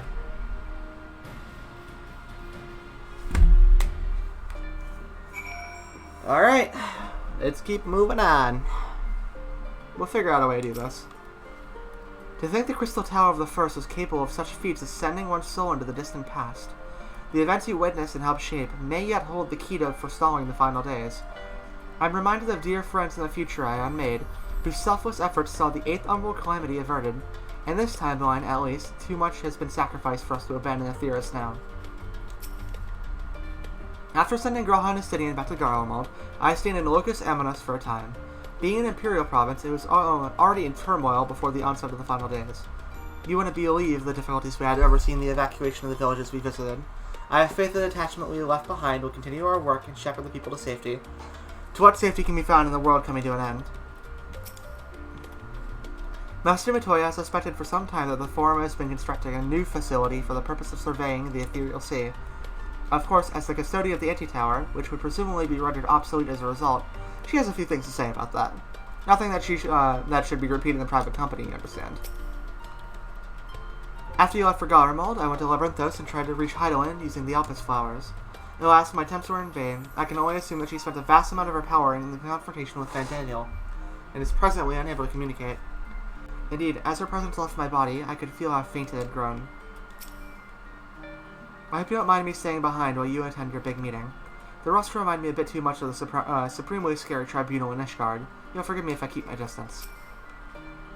Father has granted us the opportunity we've been waiting for. Though we know not what information, if any, they intend to reveal, there's only one way to find out. To the rostra. Well, that was a much quicker response than I was expecting. Nice to know our efforts on the Magna Glacius didn't go unnoticed. At first I wasn't sure what to make of Hermes and his motives, but it's like we discussed at the Great Work. When faced with the harsh realities of life, some seek the release of death, others grow defiant. They fight. Either way, it's our right to choose.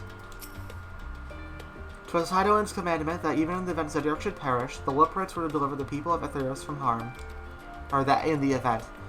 Though that be the limit of their duties, they possess knowledge unparalleled of the great expanse and the means of its traversal. Should they be persuaded to assist in our efforts to reach Mateon, we would do well to heed their counsel.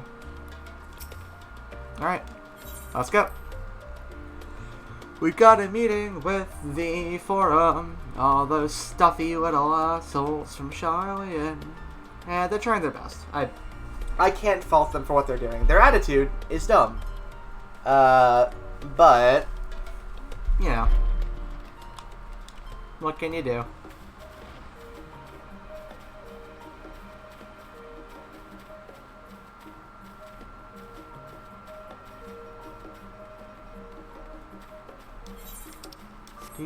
Do.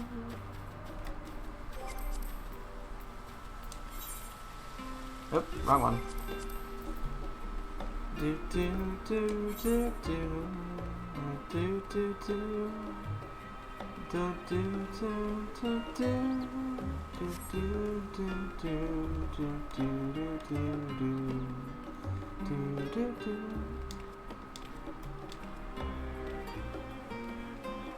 I expect what will end up happening is we'll venture into the Astral Sea to find Hydaelyn ourselves.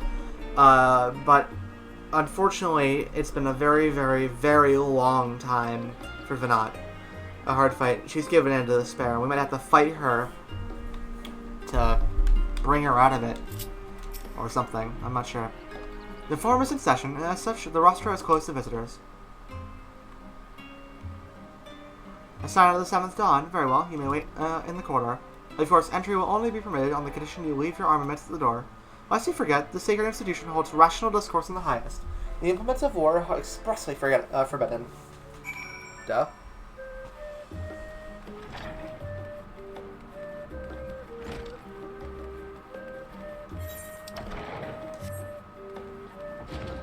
Doesn't look very in session to me.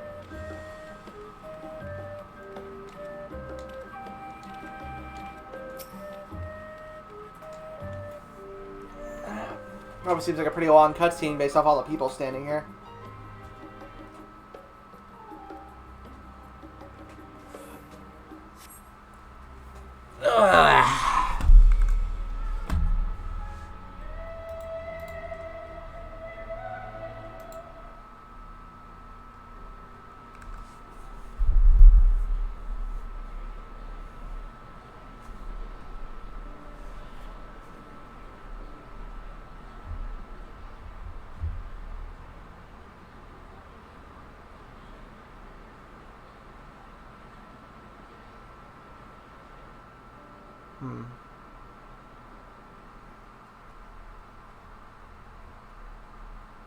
There is a matter I wish to raise with you before we enter. Oh god, it's the moment from the end of the trailer.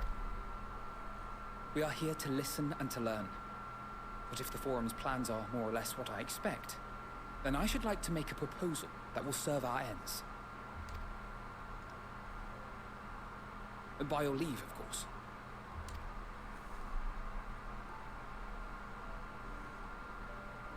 I don't see why not. Your words and wits have gotten us this far. Trail. Agreed. I will present our queries so that you may consider the most advantageous way to advance your proposal without distraction. Thank you, everyone. If I may have your attention, The ad hoc session will now commence. Ad hoc. The purpose of today's assembly is to brief the Scions of the Seventh Dawn, at their request, on the Great Exodus. You may enter. No, it's not the scene I thought it was, but still.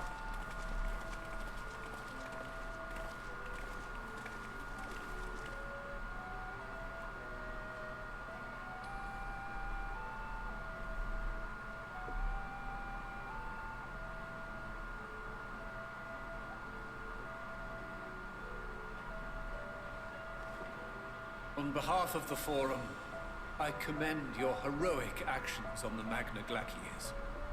We shall not soon forget your service to us and the people of Radz-at-Han. Part of the job. Satrap, whom we have informed of the refugees' new arrangements, sings your praises as well. As an expression of our gratitude, we will endeavor to answer your questions as fully and openly as we are able.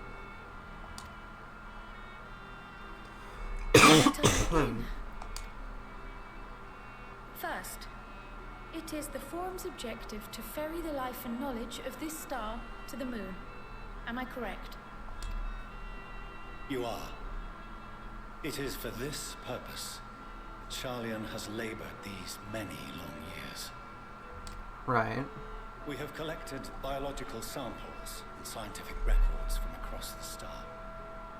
When the time comes, they will be moved from their places in Labyrinthos and Numenon and conveyed to safety. Once that critical task has been accomplished, we will begin transporting the Sharlayan citizenry, which has been categorized into groups. The earliest arrivals are to ensure hospitable environs for those who come after.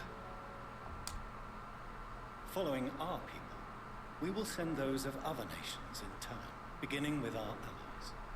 Radz-at-Han was foremost among these, but since the final days have already come to Thavnair, we saw fit to include the refugees with earlier groupings. An ambitious plan. You have accounted for the safety of all nations and tribes, then? As many as we can. And how, pray tell, do you decide who to leave behind?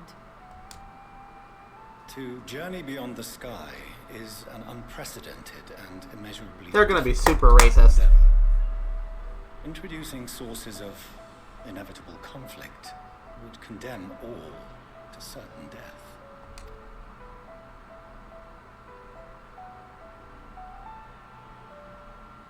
Questions as to the validity of that approach aside, are your plans proceeding apace? We're under the impression that your primary means of celestial transportation is incomplete.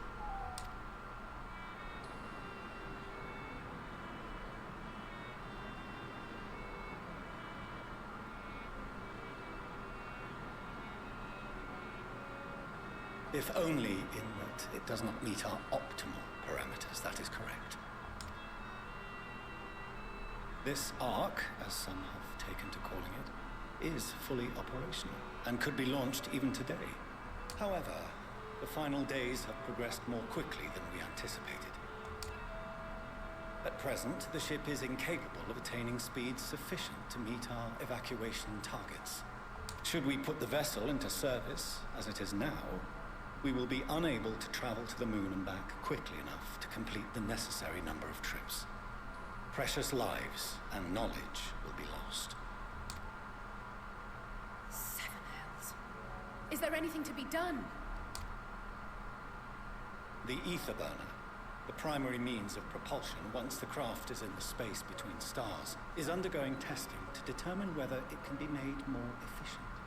Though cargo is being loaded for the initial phase of the Exodus, we are prepared to continue our experimentation up to the day before launch, should it prove necessary.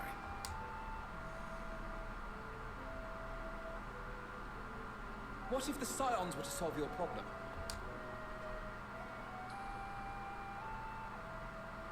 We shall help devise a means to improve the ether burner's efficiency, on two conditions. If we succeed, You must allow us to meet with Hydaelyn.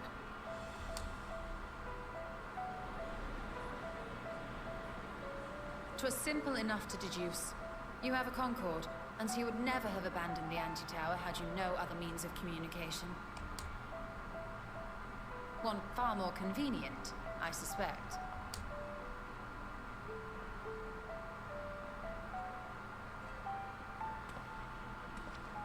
The second condition, also to be met upon our success, is that we be permitted to propose another use for your Ark. It's going to be the ship from the promo art. We're using it to fly to Medion. Be at liberty to refuse this proposal. Of course. If we cannot prove its merit to the 99 here, who are we to stake on it the lives of all peoples of this star?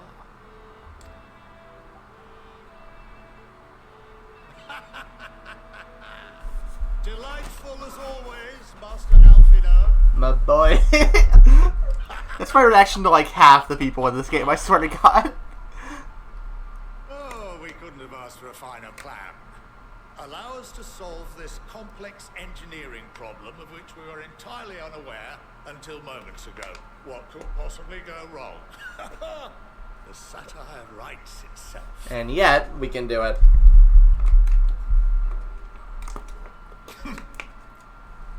Yet, what field has not benefited from a change in perspective?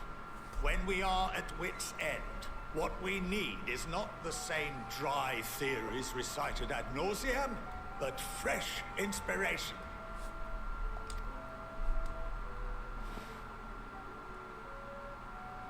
I, for one, have faith in my erstwhile students to provide it, and I find their terms to be perfectly acceptable.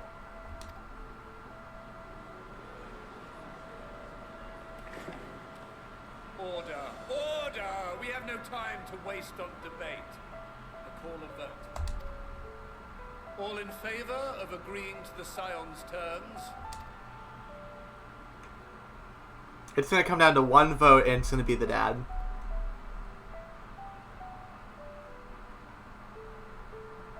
It seems quite a few are agreeing.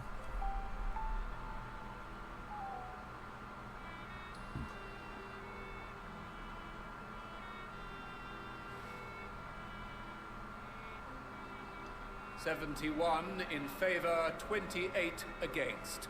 The ayes have it." There you go. Never mind. Fortuneau, as the architect of this project, you are the best candidate to show them its current state. And bear in mind that regardless of your personal misgivings, this is the will of the Forum.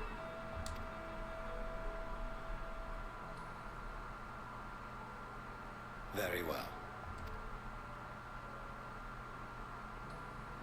Call this session to a close.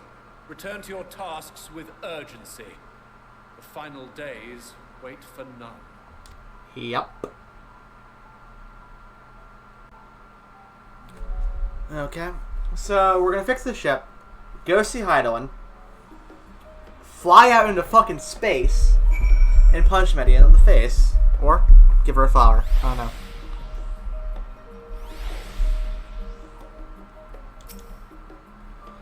I'm a little vexed that we've yet to learn of the Forum's replacement for the anti-tower, though I expected this in time, they'll share that too with us.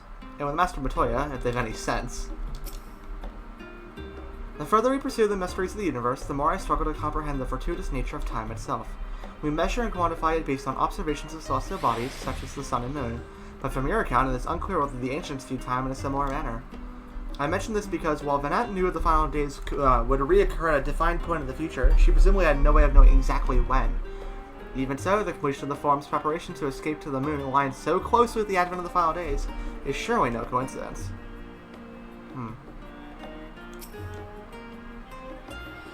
While I very much take issue with the Forum's approach to selecting whom to save and when, they're not wrong for wanting to minimize potential conflicts.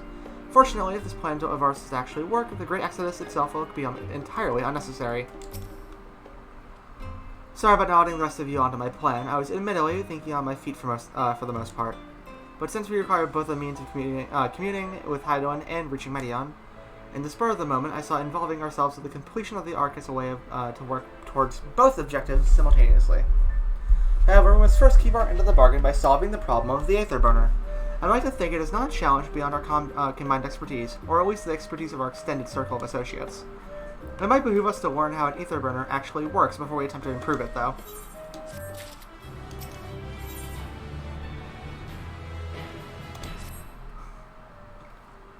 As instructed, I shall take you to see the Aether Burner. Meet me outside the Acheron. I trust you can make your own way there. So the Ark is being built in Labyrinthos. Hardly surprising. Where else could they conceal such a massive undertaking? Ba ba ba da ba. Back to Labyrinthos.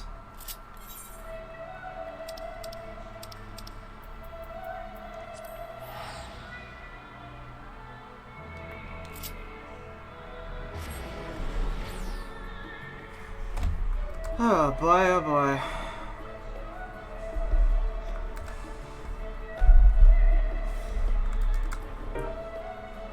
Going for about 7.5 hours.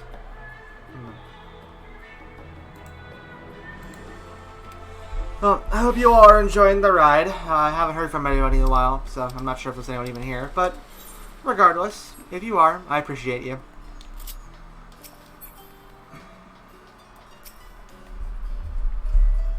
Our destination lies in the lower levels. The Forum, in its wisdom, has granted you access to the Acheron's lift.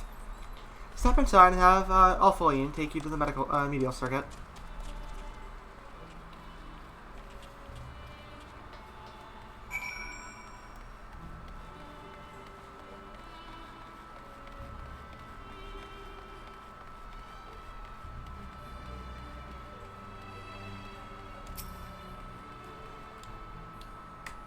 You wish to use the lift, yes?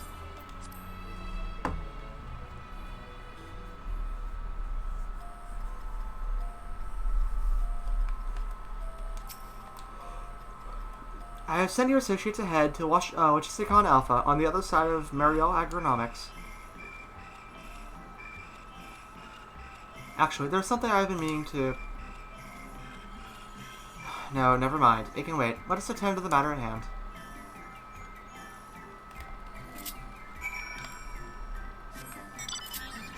Yum. Yeah, wait, can I do the Aetherite yet? Oh, wait. It's a different Aetherite? No, it's the same Aetherite. Never mind. I'm dumb. Oh well. I assume I go down this way and then to the left.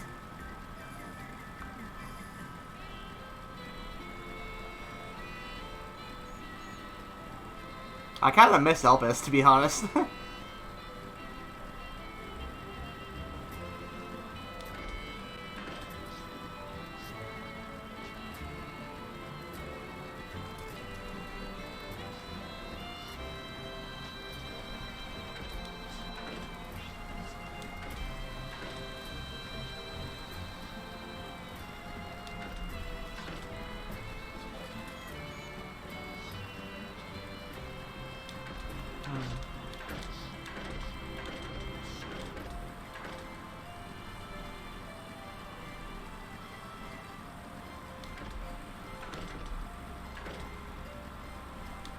Bum bum bum ba dum bum ba da dum.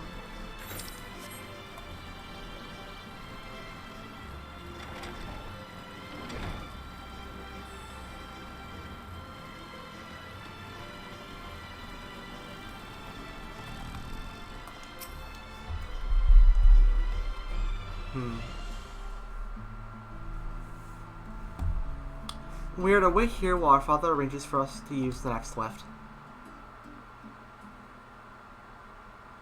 Here, being Ffxiv Alpha, where the atmospheric conditions of Labyrinthos are regulated.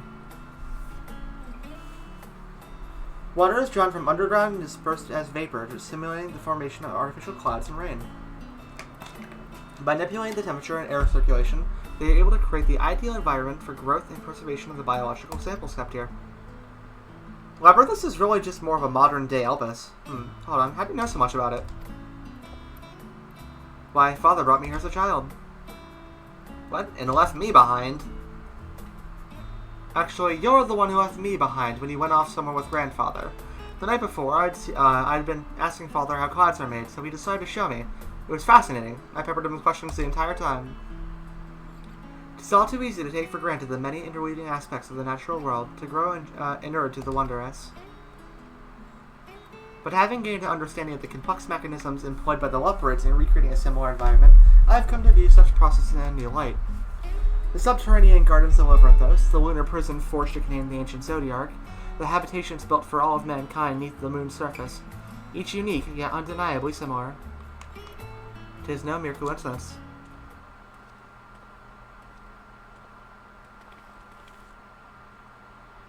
Ever since Hydaelyn unfolded to us the grim fate that awaits Astralis, every essential resource we could spare has been delivered to Labyrinthos in preparation for the Great Exodus, but that is not all. It is also a testing ground for the technologies that allow us to settle on distant stars.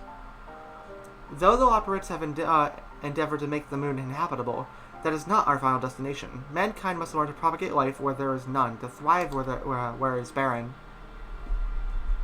Alas, time is not on our side. I have arranged for you all to enter the Central Circuit. It is there that most of our preparations for the Great Exodus are carried out, the construction of the Ark among them. Though our plans have been made public, access remains highly restricted. You, however, will not be the subject to said restrictions. You will have free reign to come and go as you please. Such was the will of the Forum, after all. We will prove ourselves worthy of their trust. Your trust.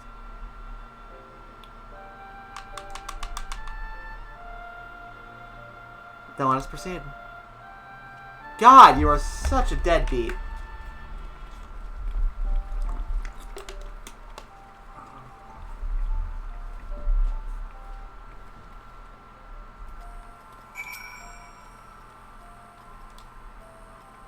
By decree of the Forum, the Scions of the Seventh Dawn are permitted to enter the Central Circuit. Show me, show me, show me, show me, show me.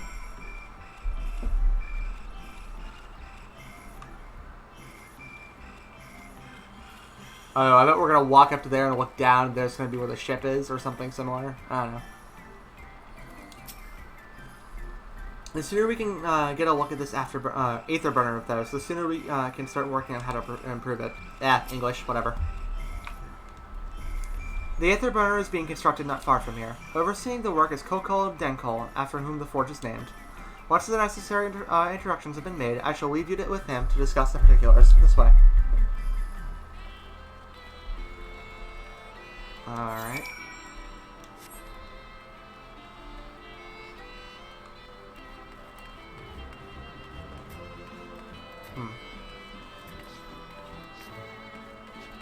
It's a pretty neat place.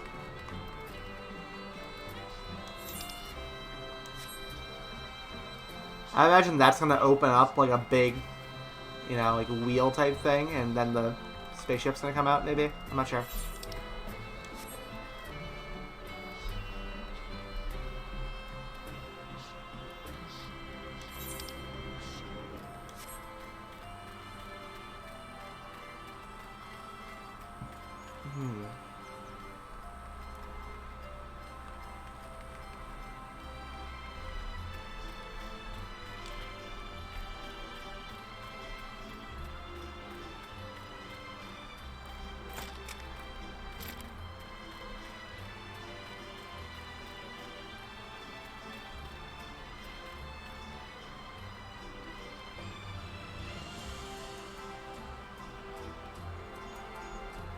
Alright, Kokol's Forge.